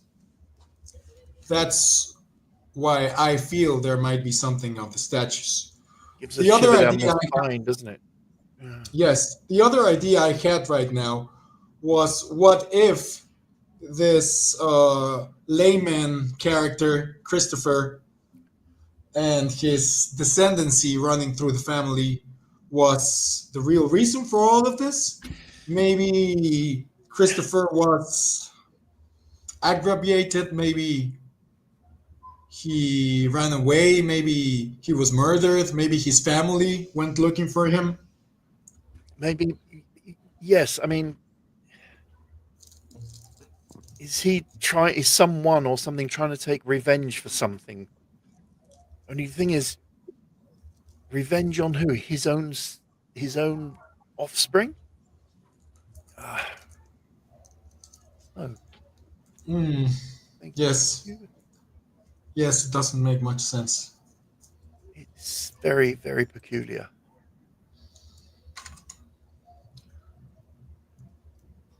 I mean, we are not investigators. Maybe the best we could hope for is catching this stalker.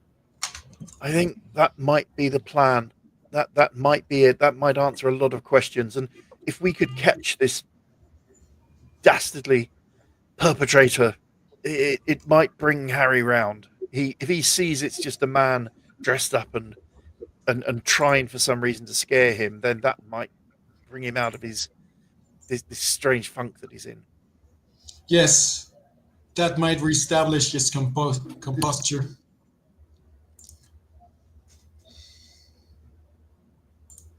Something I want to see.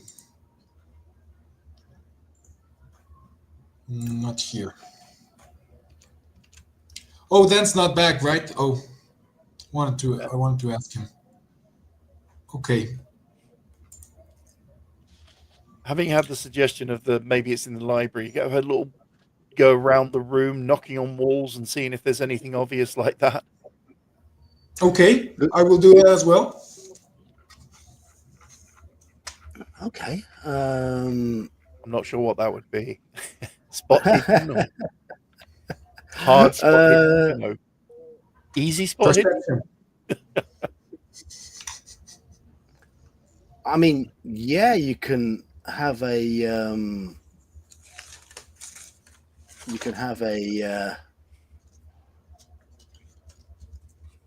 can make a spot hidden check if you want. But if that makes any sort of sense with you, yeah. Go on then. I'll have a look. I'll wander around, knocking on walls and things, and see what we can find, if anything. That is that's a normal success. I could make it a hard success. Right. 28, not bad. So normal Spot success. hidden. Yeah. Okay, so you are poking anywhere in particular you want to poke around the library. Let me describe it to you again. Books cover 3 walls with bays on each side, and there's a step ladder required to reach the upper shelves. There's a fireplace, which is flanked either side by bay windows, a table with a shaded oil lamp in the center of the room, an invalid chair, and near the fireplace and windows is an oak desk.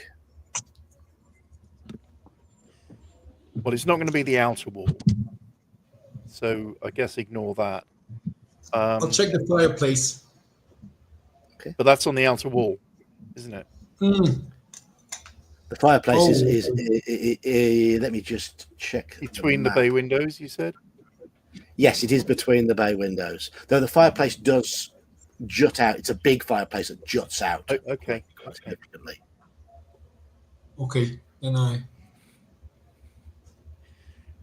I'll go to where we were looking at the folios and that, so the oldest part of the library, and have a look around there. Okay. So I'm assuming that it was built with the house rather than being added later, because that wouldn't make sense. Okay. So you're poking around the various corners of the library, and you do detect something. There seems to be a seam in a corner wall Okay. that looks a little bit out of place. tap tap tap tap tap tap tap tap. Yeah. Yeah, there's a hollowness to that section.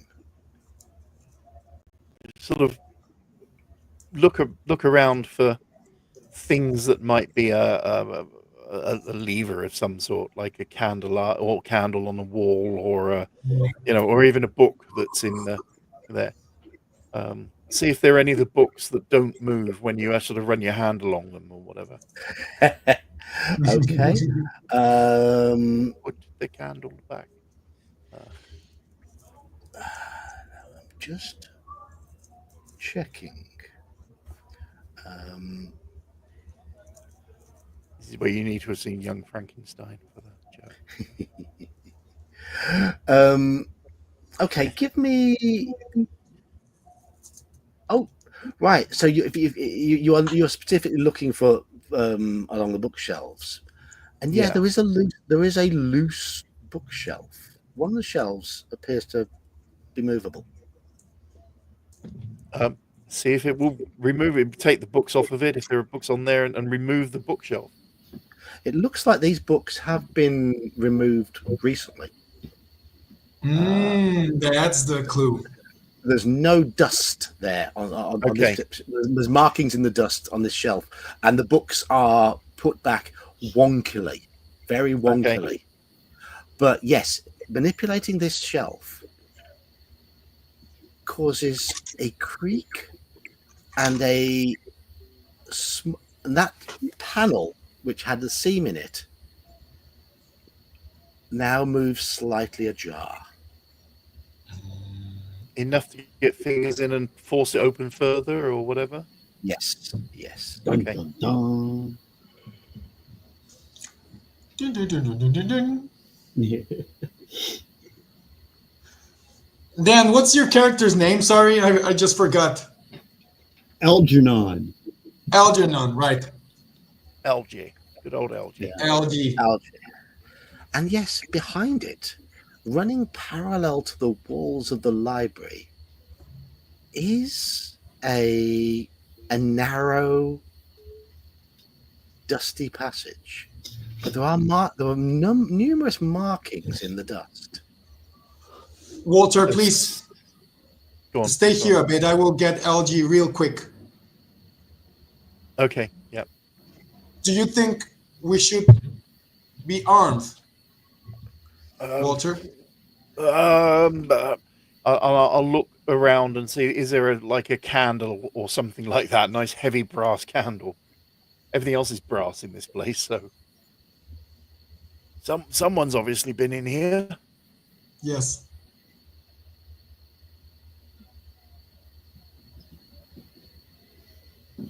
Okay. So you go and fetch Algae. Yeah. You get a candle, which you look, and this passage is probably 3 I feet said we wide. need a candle for light, won't we? Anyway. Yeah, we probably have one. Then you might want to get 2 candles, one for light, because if you have to swing the other one, it's going to go out. Yeah. Candles are not for swinging. Yeah. Oh, the candlestick is. Yeah. This passage runs along the library wall, Okay. and you know that on the other side of it are the 3 main bedrooms in the house: Okay. Harry's, Gertrude's, and George's. Can we take Straw Piglet's idea, because that makes common sense as something we can grab quickly from the desk? The passage also continues around the top side of the library, and there's some stairs leading down into darkness. Ah.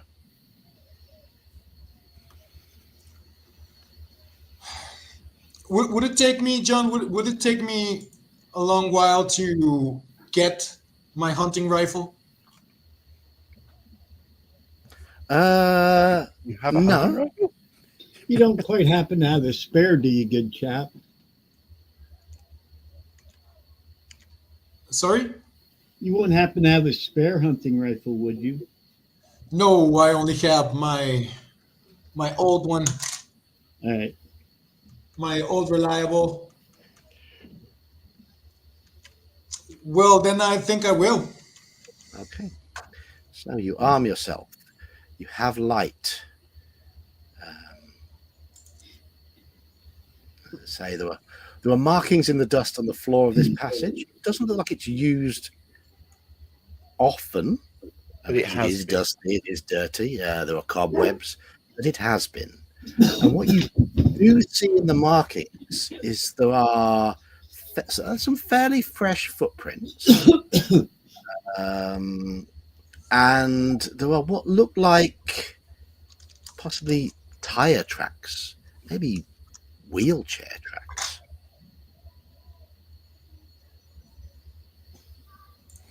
But all right, sorry. Harry hasn't been going about in a wheelchair, has he? No. The wheelchair Okay. tracks are old.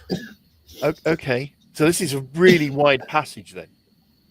It's just wide enough for a wheelchair for the wheelchair. Okay. Yeah. So that would go back to Nicholas, where he or LG, where his legs didn't work. Nicholas. Nicholas. Yeah. Yeah. Okay. Wow. Head along it then, and just see if it passes by the bedrooms. Is there some sort of viewing slot or something like that would allow a person to see in? Yes, there are spy holes. First, you find the spy holes into Harry's room. Okay. And you're able to see Harry. You recognize Harry's room. He's still snoring on his bed. Next spy holes are going to Gertrude's room. Okay. The room is dark and quiet. You can hear soft breathing from Gertrude's room. The third set of holes go into their son's room. And as you look through that hole, there's a sudden flurry of movement in there. And you see a light suddenly go out and a small boy jump into bed. Okay. You've been spotted. That's interesting. Does it mean he knows he's spied on? That's George, isn't it? Yes. You believe so, yeah.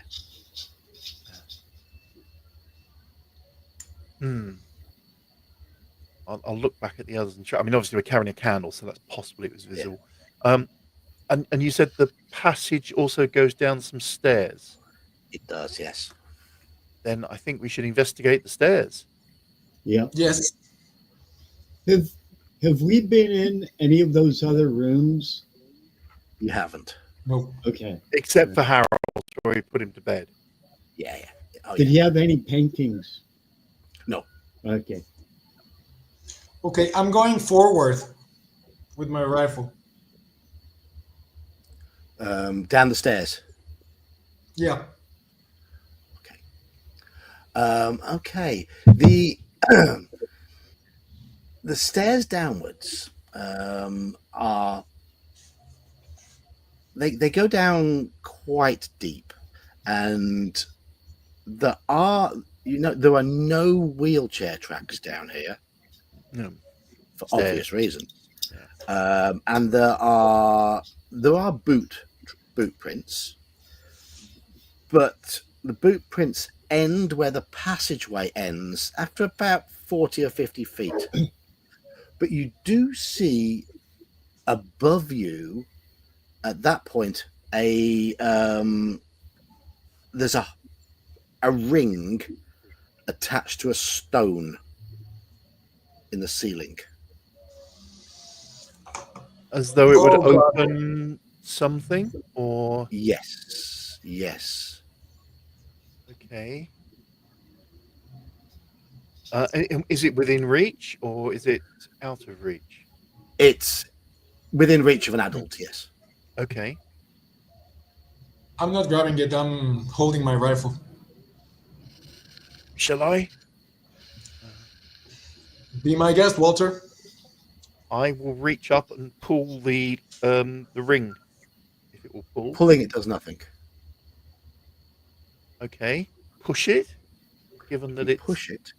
Okay. You push it, and it's dusty. It's the dirt from around the edges comes tumbling down as you start to shift it, and there's all sorts of bugs and whatever debris. that comes up, debris, and you're greeted by a familiar smell of manure as it opens into the stables. Oh, right. But above us, sorry, I'm confused. Yeah, you've gone down. It went down some steps. Oh, and along. I see. Sorry. Along. Gotcha. Yeah. Okay. Yeah.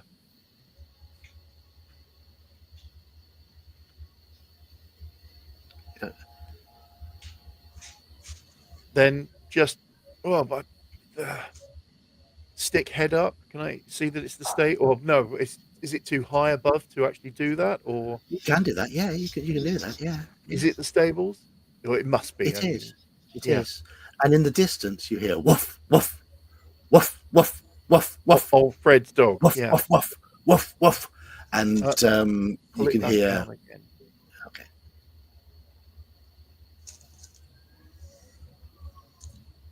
What can we hear? It's we're under the stables, and I pulled it back down because old Fred's dog was barking, so he must have smelt us or heard us or something. You hear in old the morning. You hear old Fred's voice. Daniel, calm down. Daniel, stop barking. You'll set Mike. Daniel, you'll set Michael off. You'll set Michael off, and then the other dog starts joining in. And suddenly the two dogs are barking, and old Fred's like, oh, "Shut up! There's nobody there. There's nobody there. Stop it."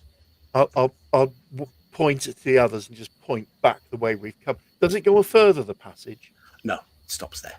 It stops there. So it's a quick way of getting into or a hidden way of getting to the stables. Okay. I'll just point back rather than saying anything in case that can be heard.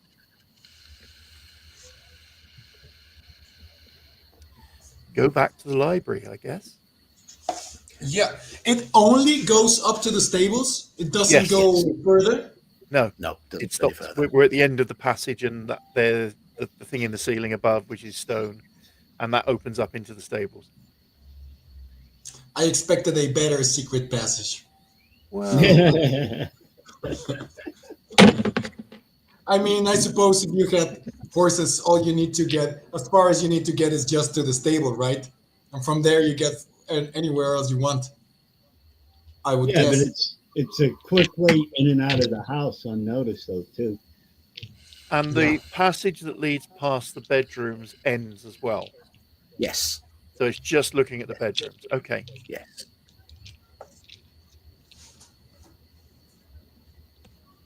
Hmm.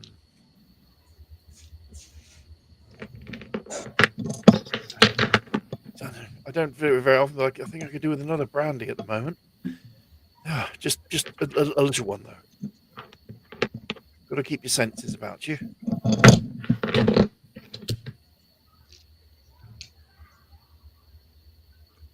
So get back to the library. Yeah.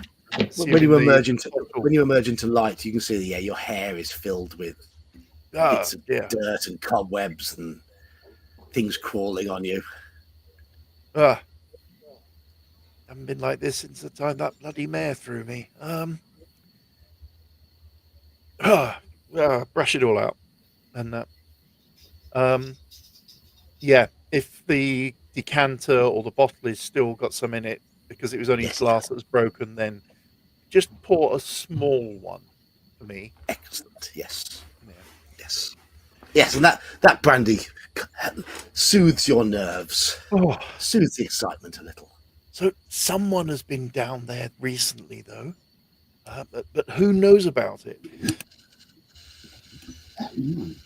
The footprints we saw, which were new, quote unquote. Yeah, they're not little boys, are they?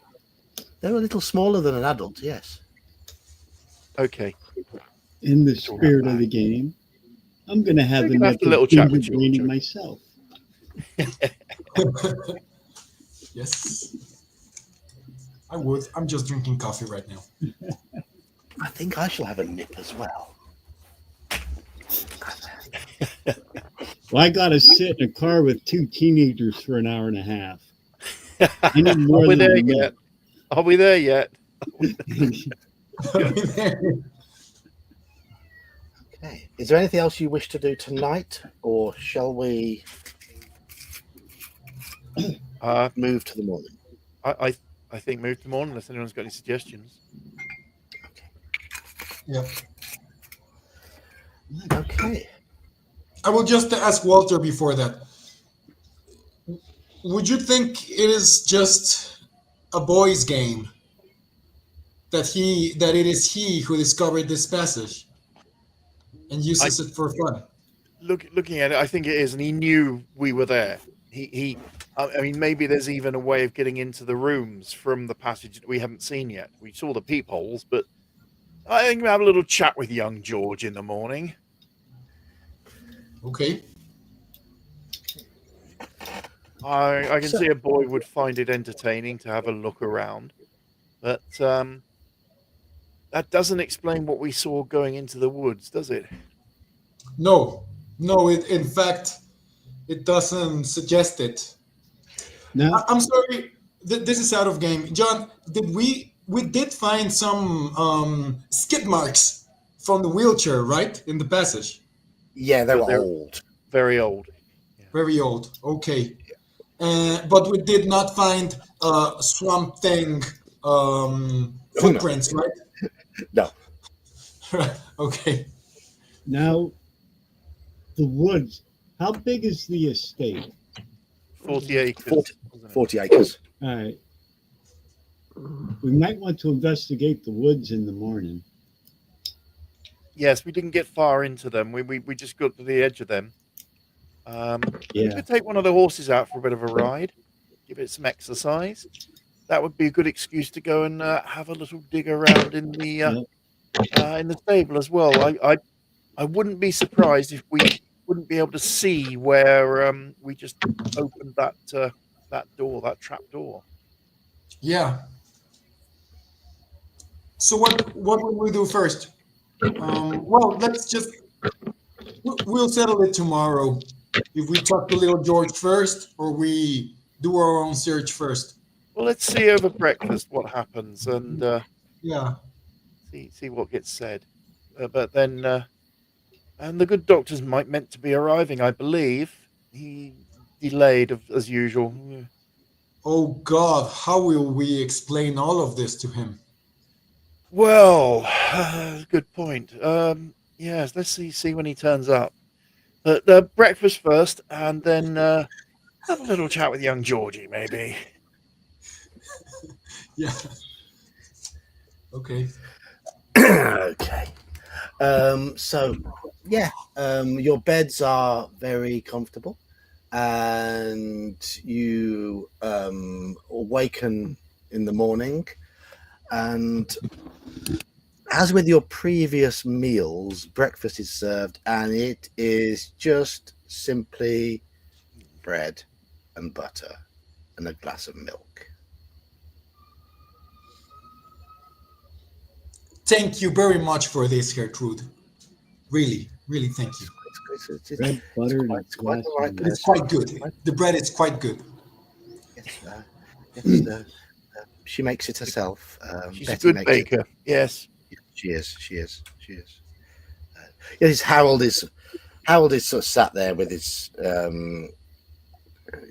he's quiet. He's not saying much. He's sweating quite profusely. Gertrude is fussing around him, making sure he's comfortable, and he's sort of like waving his hand to wave her away. Nonsense, woman. I'm okay. I'm okay.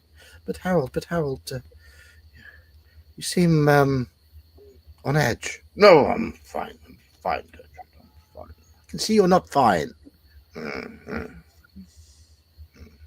Woman.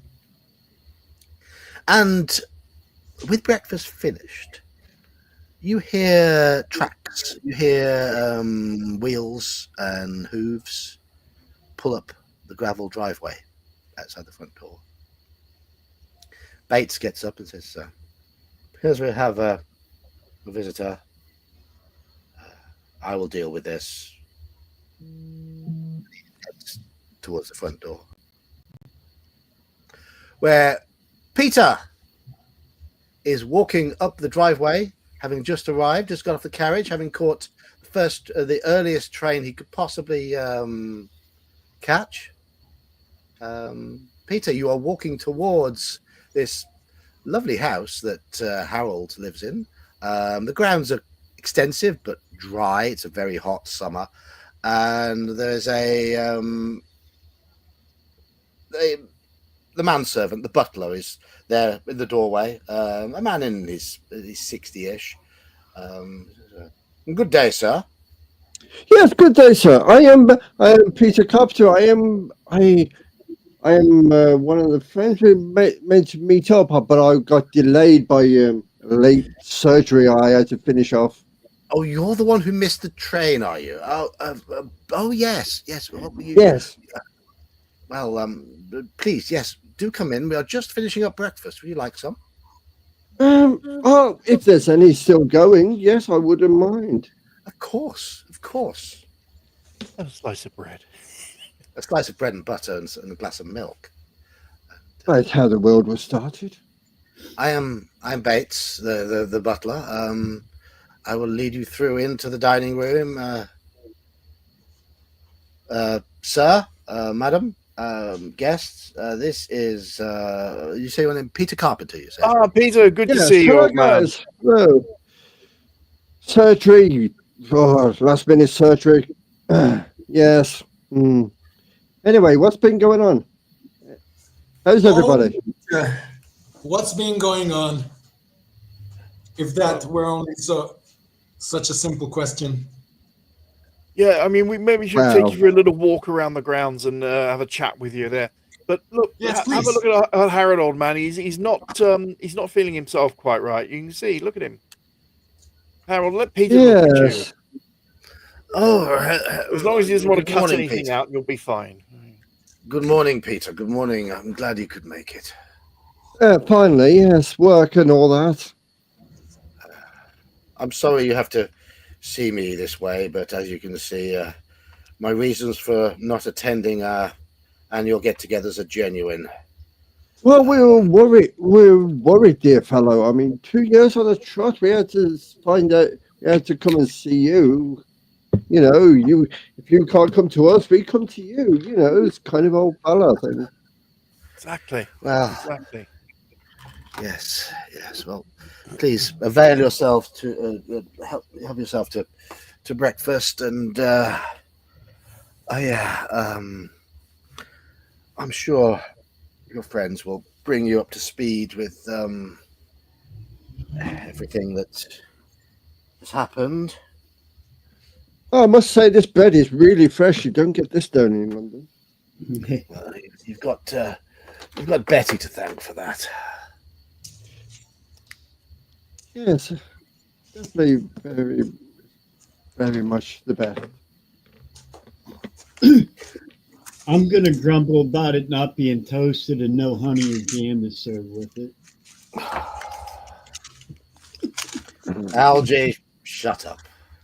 Always the same. Always the same, Algie.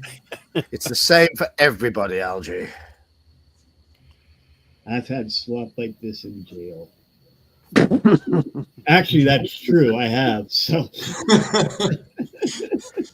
Algie, we did not know you'd been to jail. Maybe there's a story you could tell us over morning tea a little later, perhaps.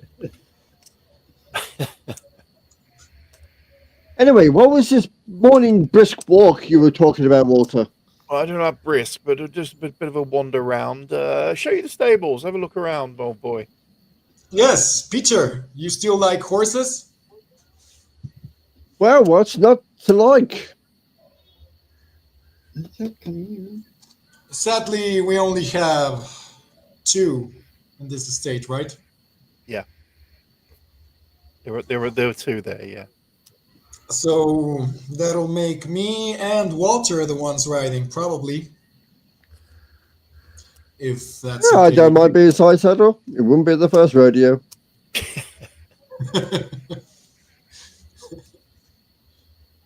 Anyway, so what have I missed since you've all arrived on time? But Was George with us for breakfast? No, it wasn't. No, okay. Gertrude told you last time he's got a terrible cold and he's confined to his bed. Oh, did he? Yes. little Terrible skunk. cold, huh? Okay. Harry, Gertrude, if you don't mind, we'll take Peter out for a little walk, show him around, get him used to the place, get him some air. But yes? Of course. Okay. So Did you sleep well, Percy? Well, I was a little troubled, I should say, but well enough. Troubled? I mean, with Harry's health and all. I'm glad Peter has arrived. You're such a kind and compassionate man, Percy. Yes, thank you. I know you worry about your husband. Oh, I do. Yes, I do. Yes, I worry. I do worry. You know who I worry about a little bit because of Harry's state of health? Little George. We would like to have a word with him, just to, Gertrude, just to check upon his spirits. Oh, he's fine. He's probably asleep. I'll be taking him his breakfast shortly. We can take his breakfast if you wish. If you would allow it. I wouldn't want you catching his cold. He's got a terrible cold. Oh, don't worry. We're old hale, man. Oh. Yes, I mean, we have the doctor with us. Of course. I'd like to be caught up on things. Oh, yes, if he's got this bad cold, let Peter have a little prod at him. Yes. You just don't stress yourself out, Gertrude. Oh, no. We'll cover this. I've got to. I mean, boys will be boys, and I've got to make sure he washes himself properly and makes himself presentable if he's to meet you. I mean, yes, if you wish to go for a walk, he'll be ready to speak to you when you get back. I look across at Walter. Yes, that will be fine, Gertrude. Sounds like a good idea.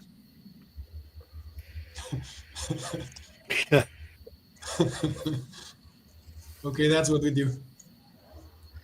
Okay. Well, if you've all eaten your fill, then Betty, where is Connie this morning? This is the maid, isn't there? Maid, yeah. Where's What Connie this morning? happened to her? Betty calls out. "Oh, she's late as usual. Late as usual." Is she a live-in maid or is she from the village? No, she lives in the village. Village, okay. I see. Okay. Well, yes, let us show Peter here the view. Yes. See some of the sculptures, perhaps. Perhaps. Whenever they go talk to the child, I want to go along with also because I have a half decent psychology score. So, Yeah, that would be helpful. Yeah. So guys, what's been going on then? So as we walk out, heading for the stables slowly, and explain to Peter, he's had the same summons, hasn't he, that we did? Yes. Yeah. Well, as you can see, the old boy's not very well, and I say it's not just his health. We thought he was imagining things. This tale of seeing the Green Man and people on the estate looking through the windows. Well, last Green night Man? we saw something. Green Man, yeah, that's what he called him. It's a local legend, apparently. Yeah. But we saw something, Peter. That's the thing.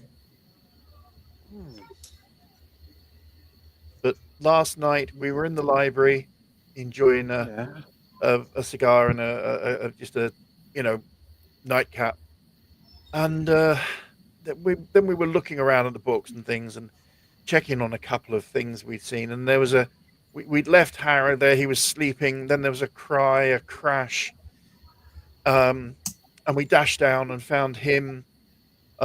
He'd knocked over his brandy and he's broken the glass, whatever. But he said there was something looking in through the windows. Oh, he keeps all the windows shuttered. But I dashed across to the window, well, as fast as I can with my limp, but and threw the shutter open, and there was someone there, a very tall person, maybe in some sort of fancy dress or whatever, who was moving away and disappeared into the woods. So you think it's a prank? Well, if it is, it's not a very funny one. Yes. Most pranks aren't, but yes. Yeah. I laugh a bit. Well, we're not sure what we saw. Might be person, but the thing is that at least it's not just Harry imagining stuff. Yeah, exactly. And then there's more. So really? we went looking for this punk's hiding place, and we found Hiding place? Yes, that's what we went looking for, because I thought that maybe it could be someone hiding in the grounds to stalk them or something. Right. But we didn't find. We find a hiding place with no trace of this punk. I mean, looking at this building, I wouldn't be surprised if there's secret passageways between rooms. Well, Yes, that's exactly what we found. There's one that Really? yes, Yes. from the library passage. It sort of spies onto the three master bedrooms, but then this is why we're going to the stables at the moment. It then leads down and across and comes up under the stables. So I just want to see if we can see where we opened the trapdoor that leads up. I mean, we may have found out more last night, but it disturbed old Fred, the groundsman, the groundkeeper's dogs, and they started barking. So we thought we better leave it at that for the time being. Oh, the dogs. Yeah. Yeah. So we'll make our way across. So we'll explain what we found in the books, I guess. The fact the mausoleum is unconsecrated ground, which Walter in particular finds disturbing. But at this point, Right. Peter, we have seen so many strange, unsettling references that even just some people trying to scare the old man doesn't make much sense. Definitely sounds like there's a lot of pieces of the puzzle not joining together. I definitely agree. There's something not right. Yeah, there's something Anyway, what was strange you saying, going Walter, on. about the library? The library. Well, there's some very old works there of his grandfather and his father. We only got through some of them because there's a lot of books there. Damn lot of books. They tell us Anything sort of of interest? strange tale. Well, there's also something that. Several things, how yes. how can I put this? It may be that Harry's father isn't his grandfather's son. Let me put it that way. Oh. See, there was this artist chappie who we'll show you the painting later. Okay. He did one of the family, and it was quite a nice thing, but it's quite possible. There's also a picture of him, and if you look at him and you look at Harry and you look at George, there's more of a likeness there, I think, than there is There should be. with Nicholas. Yes. Yes. So can't be sure, of course. Not going to cast aspersions, but you know, No. these things happen, I suppose. Not good. Certainly not good. Can't interfere with the married life, can we? And he looks at Percy. I just cover my face. So we get to the stables and have a little look in. I'll talk to the horses, looking for where that trapdoor may have come up. Oh, it's quite obvious that there's been a disturbance in the hay and the layer of manure in the back of one of the stables. Yes. Okay. So, and just sort of make sure Alfred's not about. Just point. There it is. That leads down to the passage, which takes you back into the library. Weird passage. To come out in here? Yes, but it's a good way of getting out of the place, isn't it? Into the stables, Yes, onto but your why? horse and away. Right. Yeah, well, there is that. Yes. Or back in again, if you look at it another way. Been out riding, Well, you know. If you don't think his father's his father or his grandfather's his grandfather, that would explain some of it.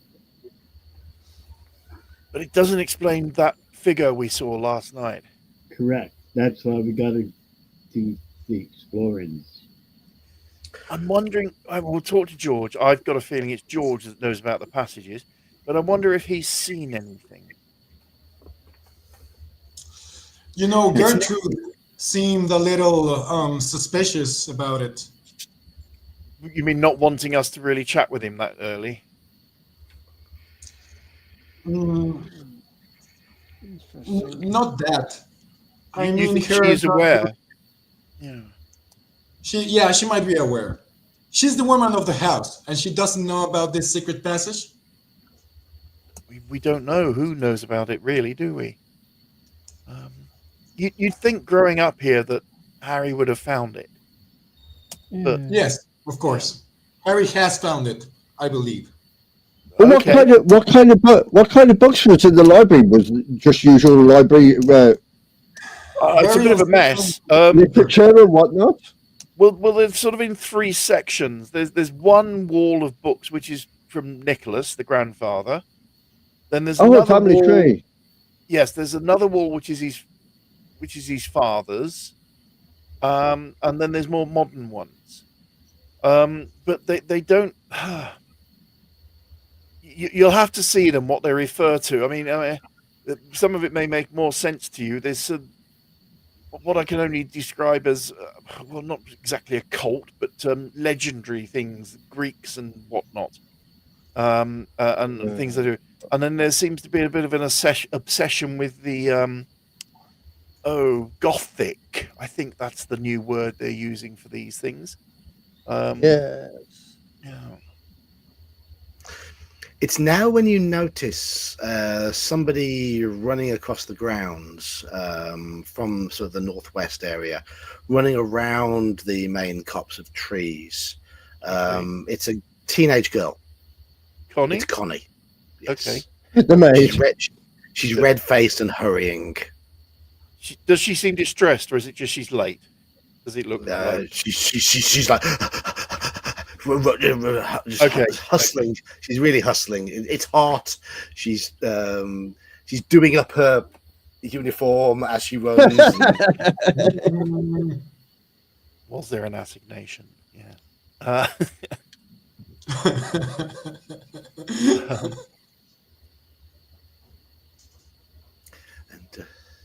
Yeah, she's coming from the direction that would be the village.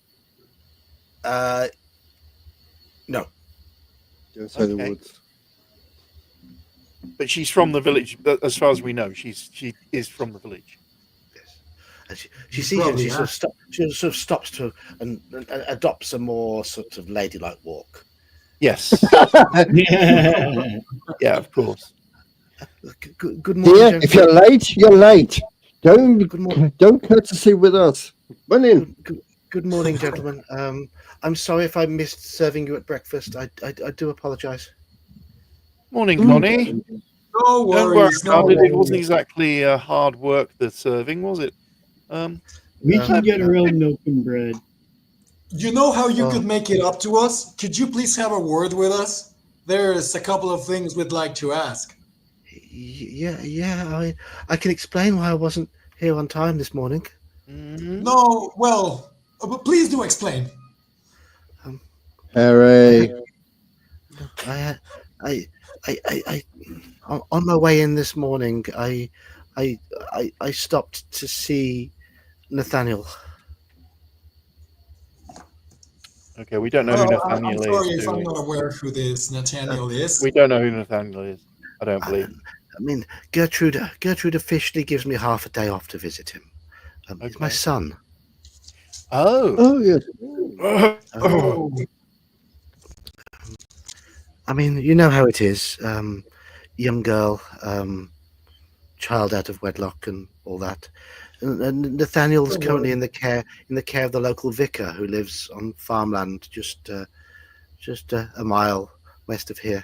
Well, Walter's harumphing a little, looking a bit shocked. I know what you must be thinking. I just stopped to see him because, I mean, one afternoon a week doesn't feel like enough, and I lost track of time. I'm very sorry. Is Gertrude really mad? No, she's got prior engagements. I think she's more worried about. Yeah. Yes, don't worry. We'll talk to her. But this is Thank very interesting. How old is your child? He's 4. 4. Okay, I see. Young lad, I imagine. Yes, he's 4. And Listen, there is something we'd like to ask you, because we've been trying to help Harry out with all this difficulties he's been having lately. And we're trying to get to know as much as we can. You know how he has been worried of lately. Have you noticed any strange things going around the grounds? No, I haven't. I look across at Algernon. I mean, he says it's. I mean, I haven't seen anything. Would I be able to tell with my psychology if she's lying? Yeah, if you want to make a psychology roll, you're welcome to. Anyone with psychology, anyone can make a psychology roll to see if they believe her. Gotta wait on the abacus for a minute. 34 out of 50. Well, Why the hell did it? I'll let Daniel roll as well. Yeah. Oh, Walter's rather disturbed by the whole thing. Is it no wedding, no marriage? What devil is going on in this country? 89 over 40. The times, my dear Walter. Peter, she seems to be genuine. She looks genuinely sort of a little bit nervous about being late, and her story rings true, and it seems genuine enough. Sherlock has no trouble with this. Carry on. carry on. You carry on. You're getting yourself onto work, Connie. Yes. Are you saying there's something I should be worried about? She looks at Percy. No. Did she come through the woods? Sorry. She came around the edge of the woods. The edge of the woods. She looking at Percy, going, "Are you saying there's something I should be worried about? Should I stick to the road?" Oh, No. If you haven't noticed anything strange, then there should be no reason for you to be worried, would it? Algie's pretty sure she's telling the truth. Dan. Algie's Okay. pretty sure she's telling the truth. Yeah. I mean, it's just that you seem to be pushing about this thing that Harry says he's seeing. I mean, it's all in his head, isn't it? Well, my dear. Probably yes. Yeah, be careful of those woods. Let's say. I think I'll someone's stick to trying the to road. trick him. That's all. And I know he's only said he's seen this, whatever it is, at night. And I only travel by daylight. I wouldn't go Good. anywhere near the woods at night. It's spooky. Good. Yes, I wouldn't. No. Well, you better get on, I suppose, hadn't you? Yes. Don't worry, we'll talk to Gertrude. She goes running up into the house, and you immediately hear Harold's voice saying, "Connie, what the bloody hell time do you call this?" Yeah. Yeah, we know how he is. And Connie, Meanwhile, we're going to go check up on George. Yes, talk to the little bastard until he talks. Yes. Yeah, have a you little give it a chat few- with young George. See, I mean, Peter. Yes, if he's got this bad cold, you can see how he is, and we'll have a chat with him at the same time. So you give Connie a few minutes to get her bollocking in peace, and back in when we get in the house, Gertrude's there in the hallway. Says, "Yes, George is respectable now. Here, let me lead you up to his room." And she starts off up the stairs. "Please follow me." She leads you around the landing, past Harry's bedroom, past her bedroom, to the smaller bedroom at the end. She knocks on the door and says, "George, the Papa's friends are here. They're here to speak to you."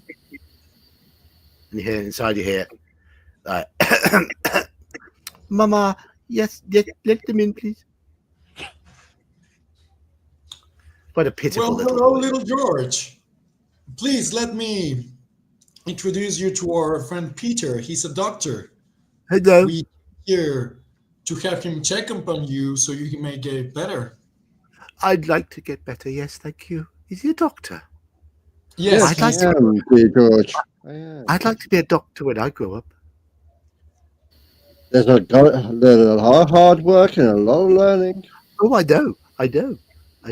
That's why I like reading. Oh, you spend a lot of time in the library, young George, do you? Yes. And he leans forward and goes, I like to read a lot in the library. While Peter is seeing to him, checking him over, just have a look around the room, looking for where the eye holes are.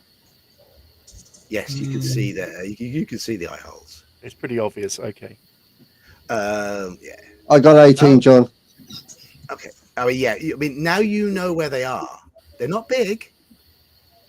No, But now I meant how George is and whatnot. Oh, yeah. He's got a heavy cold. He's got like a summer flu. Mm. Some honey and lemon might help him. Yes. Yes, I like reading. It's nice. Reading it makes me learn. What are your favourite books, George? And I like the books on the body, and I like the books on the plants and the medicine.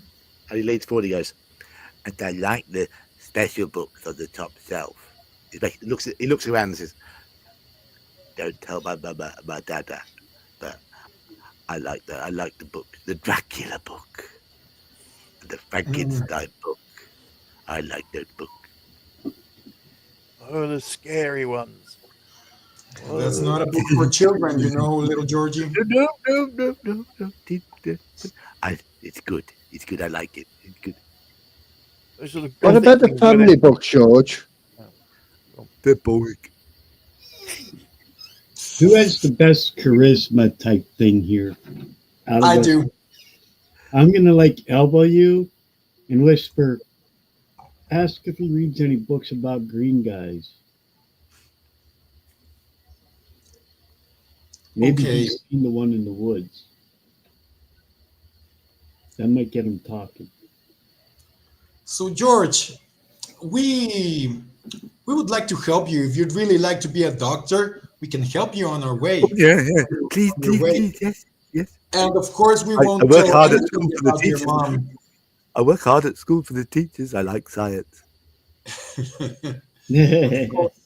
Of course, we won't tell anything to your mom about you liking that Dracula book or any other, shall we say, naughty behavior you have been having lately.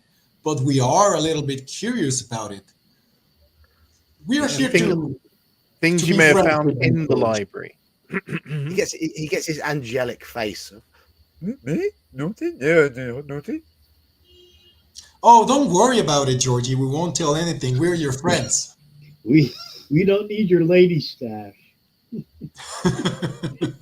We already got it. Oh no. So okay, this is out of game. I got what Algie was telling me. So we're gonna try to be a little bit of good cop, bad cop, where I'm the good cop. I seem to have some charm skill, and I will try to get little Georgie over on our side to just confess that he knows about the passage before we ask him any further. That's Okay. That's so funny you said good cop, bad cop, because that's actually what went through my mind when I was saying that to you. Yeah. Yeah, that's immediately what I thought. Yeah. So yeah, let me just make a roll. Oh, that's a very nice success. Oh, you're his new best friend. While this is going on, can I sneak off into the library and look, see what books I can find maybe on this supposed green man or whatever? Yes, of course. Yeah. Oh, come on, church. Okay. Why Well, don't if I Peter- go with Peter and explain the library layout to him that we found? Yeah, that would makes be nice. Yeah. Okay. I'll So come to your leave the result. interrogation to you two. I'll come to your result in a bit, Joker. So bear with me. I saw the roll.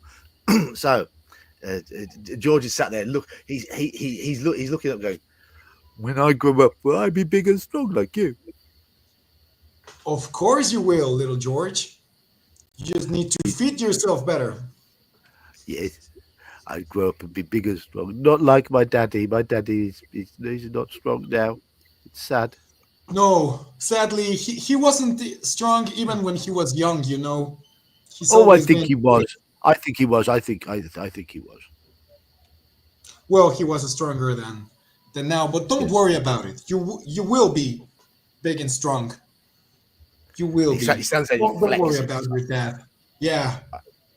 When I grow up, I'll be ever so big and strong and clever, and I'll help people. I'll mend people. I'll put them back together. I read books on making people better. I know where babies come from. I laugh a little. Then you will surely be a good doctor, you little George. I pat on his shoulder. But there's a couple of things we need to talk about first. Now, please remember, we're on your side, but I think we discovered one of your little secrets you have, George, because I think you discovered something at the library which your parents don't talk about. You see him fidgeting awkwardly.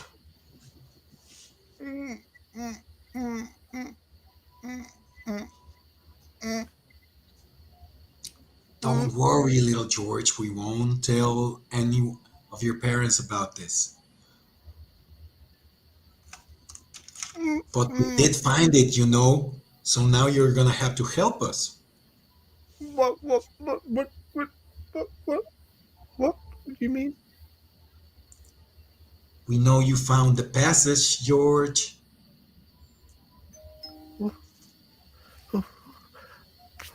By accident. I was looking for books, and I leant on the shelf, and it opened. Listen, It's exciting. Isn't it exciting? Do you think Dracula might come in and use a passage like that? oh yes, he definitely would. Yes, he would, George. Do you That's think he'd why sneak in? Do you think he'd sneak in through the the door I can't reach? I don't know. Have you ever seen him in No. that passage? No, Did you see anyone go through that door you couldn't reach? no. Where is that door you couldn't reach? And I The one look in the, across at the what? Algernon. The one in the ceiling. Oh, You could I'm reach sorry. it. He's obviously talking about the one to the stables, right? Yes. What else have you find there, George? I We know you found some things. I see my mummy when she's getting dressed.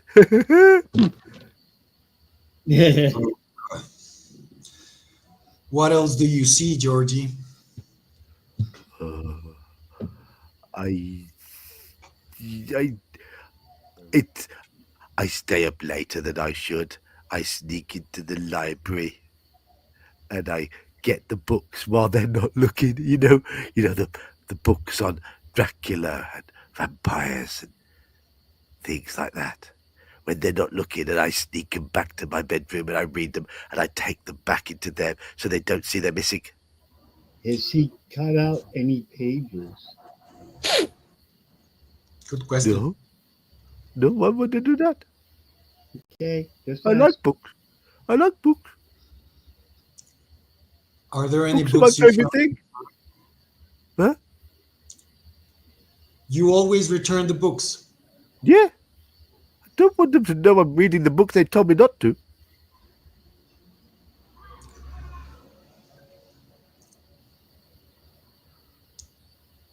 Georgie, has your father told you any scary stories?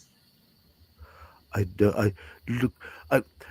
Whenever he starts talking about what he says he's seen, my mama always makes me leave the room.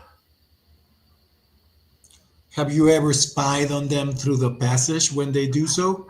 I've listened. I've heard the things he says. Has he been reading the vampire book as well? Is he having funny dreams? I had funny dreams when I read vampire book first time. Oh my Dracula. God.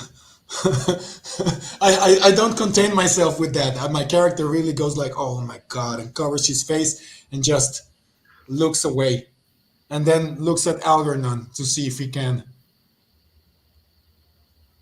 to see his reaction. You know. Well, me being the oddball, I'm just going to kind of shrug. You'll have that.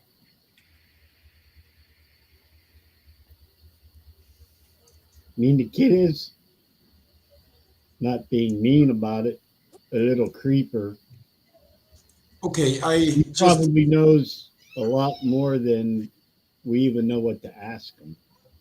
yeah, that's the problem. So I just lean over to Georgie and I ask, George, what else do you need to tell us about it? But what? I don't know what you mean. Don't know what you mean. Well, you've been sneaking around Yeah? and you heard about these things your father says. What do you Yeah, think but about it? What have you seen? I just think it's probably is it Dracula. Is Dracula coming to the house? Has he seen Frankenstein. his has his father seen the Green Man? With the green, I've never read a book about the Green Man. I've heard Daddy mention about the Green Man, but I've not read a book about it. Okay, what has he said? I I told him, Mummy always pushes me, takes me away, makes I don't listen. So I'm a long way away and I can't hear properly. And I try to listen, and I try to, and I can't hear everything. And I Okay, can see, I can see that Daddy's scared. I don't want Daddy to be scared. has he said where the Green Man comes from? No, no. Kids are fond of useless information. I know Mummy thinks he's just seeing it in his head, and maybe he is. Maybe he read a book and he had nightmares about it. The first time I read Frankenstein, I had nightmares about Frankenstein. It's scary. Frankenstein's scary. He made a Yes, yes. he made a man from dead. Made him come alive from dead. That's scary. It's cool though, isn't it? It's cool. He was a different. I don't want to make people alive from dead. I want to keep people alive. Have you read anything about that in the books in the library, About Georgie? Frankenstein. About Yes, Frankenstein. like that one. I read the book called Frankenstein. Yes, yes, we know you read Frankenstein, Georgie. Yeah, But there's a lot of books there. yeah, yeah. I mean, Have you stalked any of the other? I'm sorry. Have you played in any of the other places, Georgie? Maybe no, have you went as far as the mausoleum? no. It's a Not scary even place. I don't go near there. it. I Yes, don't it go is. there. I You don't go shouldn't in go there. No. Mommy said don't go there. Mommy said don't. So I don't. I look across at Algae, um, trying to ask with my face, is this all we can get from him?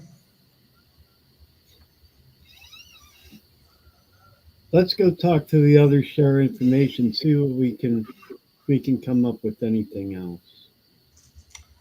Okay, Georgie, we won't tell anyone about this. We won't tell your mother. We won't tell your I father. Don't worry I about it. I I have got one more secret. Please Got one share. more secret. I've got a pet. A pet. Okay. Yeah, my ferret. Your fairy. Oh, that's Ferret. so. Ferret. Oh, your Ferret. ferret. Little animal. It's like a little weasel-like animal. Oh, no, no. I know what a ferret is, but I say that's totally where is ridiculous. your ferret, Georgie? I look across at Algernon again. Old Fred helps me hide him. I see. Who helps you hide them? Old Fred. Okay. That's the guy in the stable, right? Yeah, that's the guy Mum- with the dog. Yeah. Mummy doesn't like ferrets. I get to, because he's my pet now, but I know that ferrets don't live very long. So when he dies, I'm going to cut him open and I'm going to learn about how things work inside. I see, Georgie. Have you done Yes. that already with any other creatures? No, no, no, I won't. No. Why? I like animals. Yes, yes. You should maybe wait till you're in school and do those stuff. But I want to learn now. But I don't want. I mean, my ferret. I don't know. He's going to live a long time. I hope. It's just. I mean, when I'm older, maybe. I just thought I could learn. I thought I could learn to see how it all works.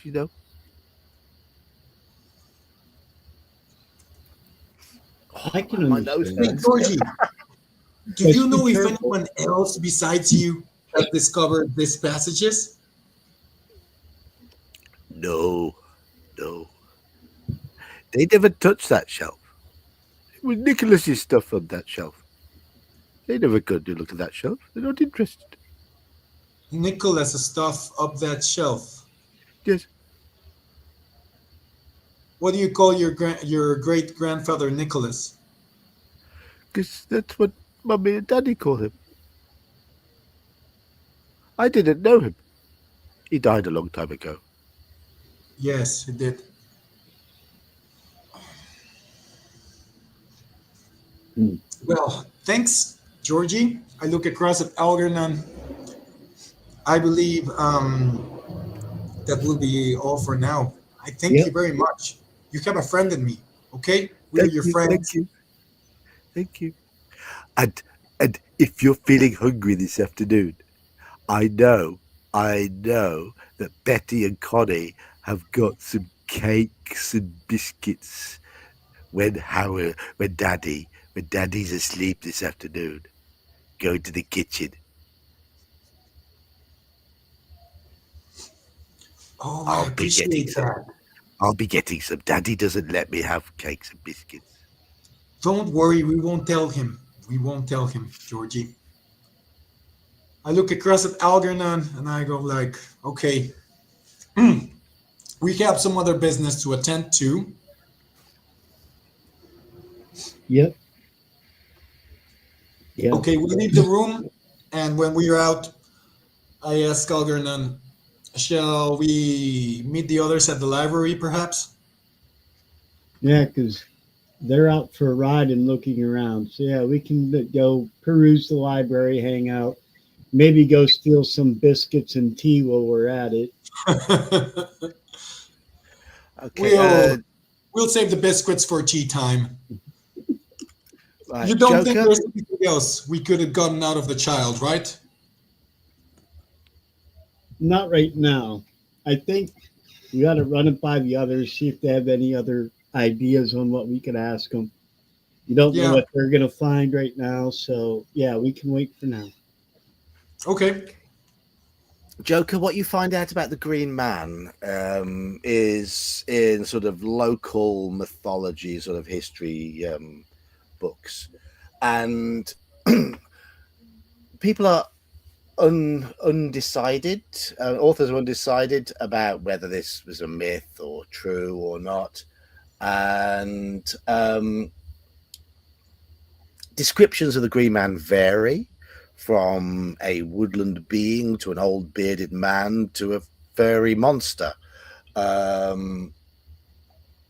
But they seem to come to agreement that the whole idea of the Green Man is from Celtic times, and the Green Man is a symbol for the old gods who lusted after young virgins and lost strangers as a way of protecting his own domain.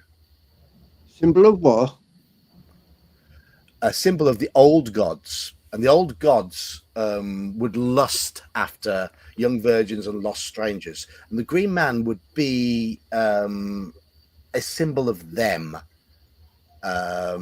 and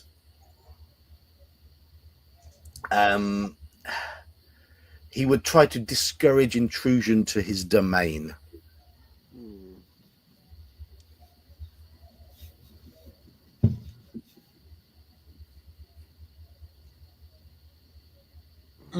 That's not. Any like starting dates or last entries It's all. or anything? It's all. It's not. These aren't histories. These are sort of No, but I mean even first writing of the myth. You're going back to Celtic times, Celtic times. pre-Roman times in Britain.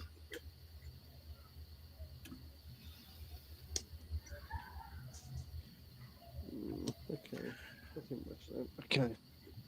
So you're heading back to the library to meet up, and at this point it is coming up to pumpkin hour, and it looks like we're stretching over to a third session. Oh, kind of makes sense. Are you all okay for next week? I hopefully will. I'm on call with work, but unless there's a call, I'll be all right. Okay. Yeah, I'll be all right as well. Necessary. I just need to organize myself, and I can get out early and come around this time. Yeah, I'm available. Yeah, good stuff. I mean, yes. I mean, all the role-playing interactions obviously taking a little longer, make it all take a little longer than expected. But obviously, we did start a little later tonight and stuff. So that's us anyway, isn't it? I mean, yeah. I mean, I thought this adventure would probably take 5 or 6 hours. I could see it possibly taking double that, but it looks like we're gonna have to continue to next week because I have a half shift tomorrow, but unfortunately, it's been moved to a 9 a.m. one instead of a 1:30 one. Oh, nice. So I've got to be in work at 9 a.m., which means pumpkin hour denies me going on any later tonight. Yeah, for you. Yeah. See, you say 9 a.m. and I'm halfway through my day by then, but it's midnight for you. and you've got to drive, haven't you, Dan, tonight? So I'm letting the daughter drive. I'm going to put in my ear pods and take a nap. That sounds good. That sounds a great damn thing to do, yeah. Grim's happy we're stretching over to a third session. So, yes, yeah. No, I'm enjoying this, so yeah, that's cool. Yeah, I'm enjoying those role playing interactions. I hope you don't think it's taking too. No. long. To be honest, it's exactly what I want from these sort of adventures. like if people aren't going to role play so much, then things do speed up a lot, but they can fall a little flat. And it's nice that you all sort of leaning into the interactions and wanting to talk to everybody. So that's good. That's good. All right, guys. My daughter's getting out of work, so I'm going to get going because she'll be here in a moment, and then I got to bail. Well, have fun over the weekend, Dan. Have a good night. Have a good weekend, everybody. Have a good one. You too. But also, I mean, I think when it comes to running adventures, I'm a lot better at improvising role-playing conversations than I am at describing environments. So I'm glad that everyone's doing the role-playing with the NPCs and that sort of stuff. It's that I think that it leans into my forte more than anything, which is good. Yeah, I think character deaths are more meaningful when you've grown attached to the character. Yeah.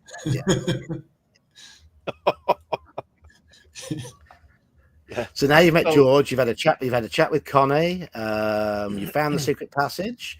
You've learnt about Nicholas's afflictions. We've seen the Green Man.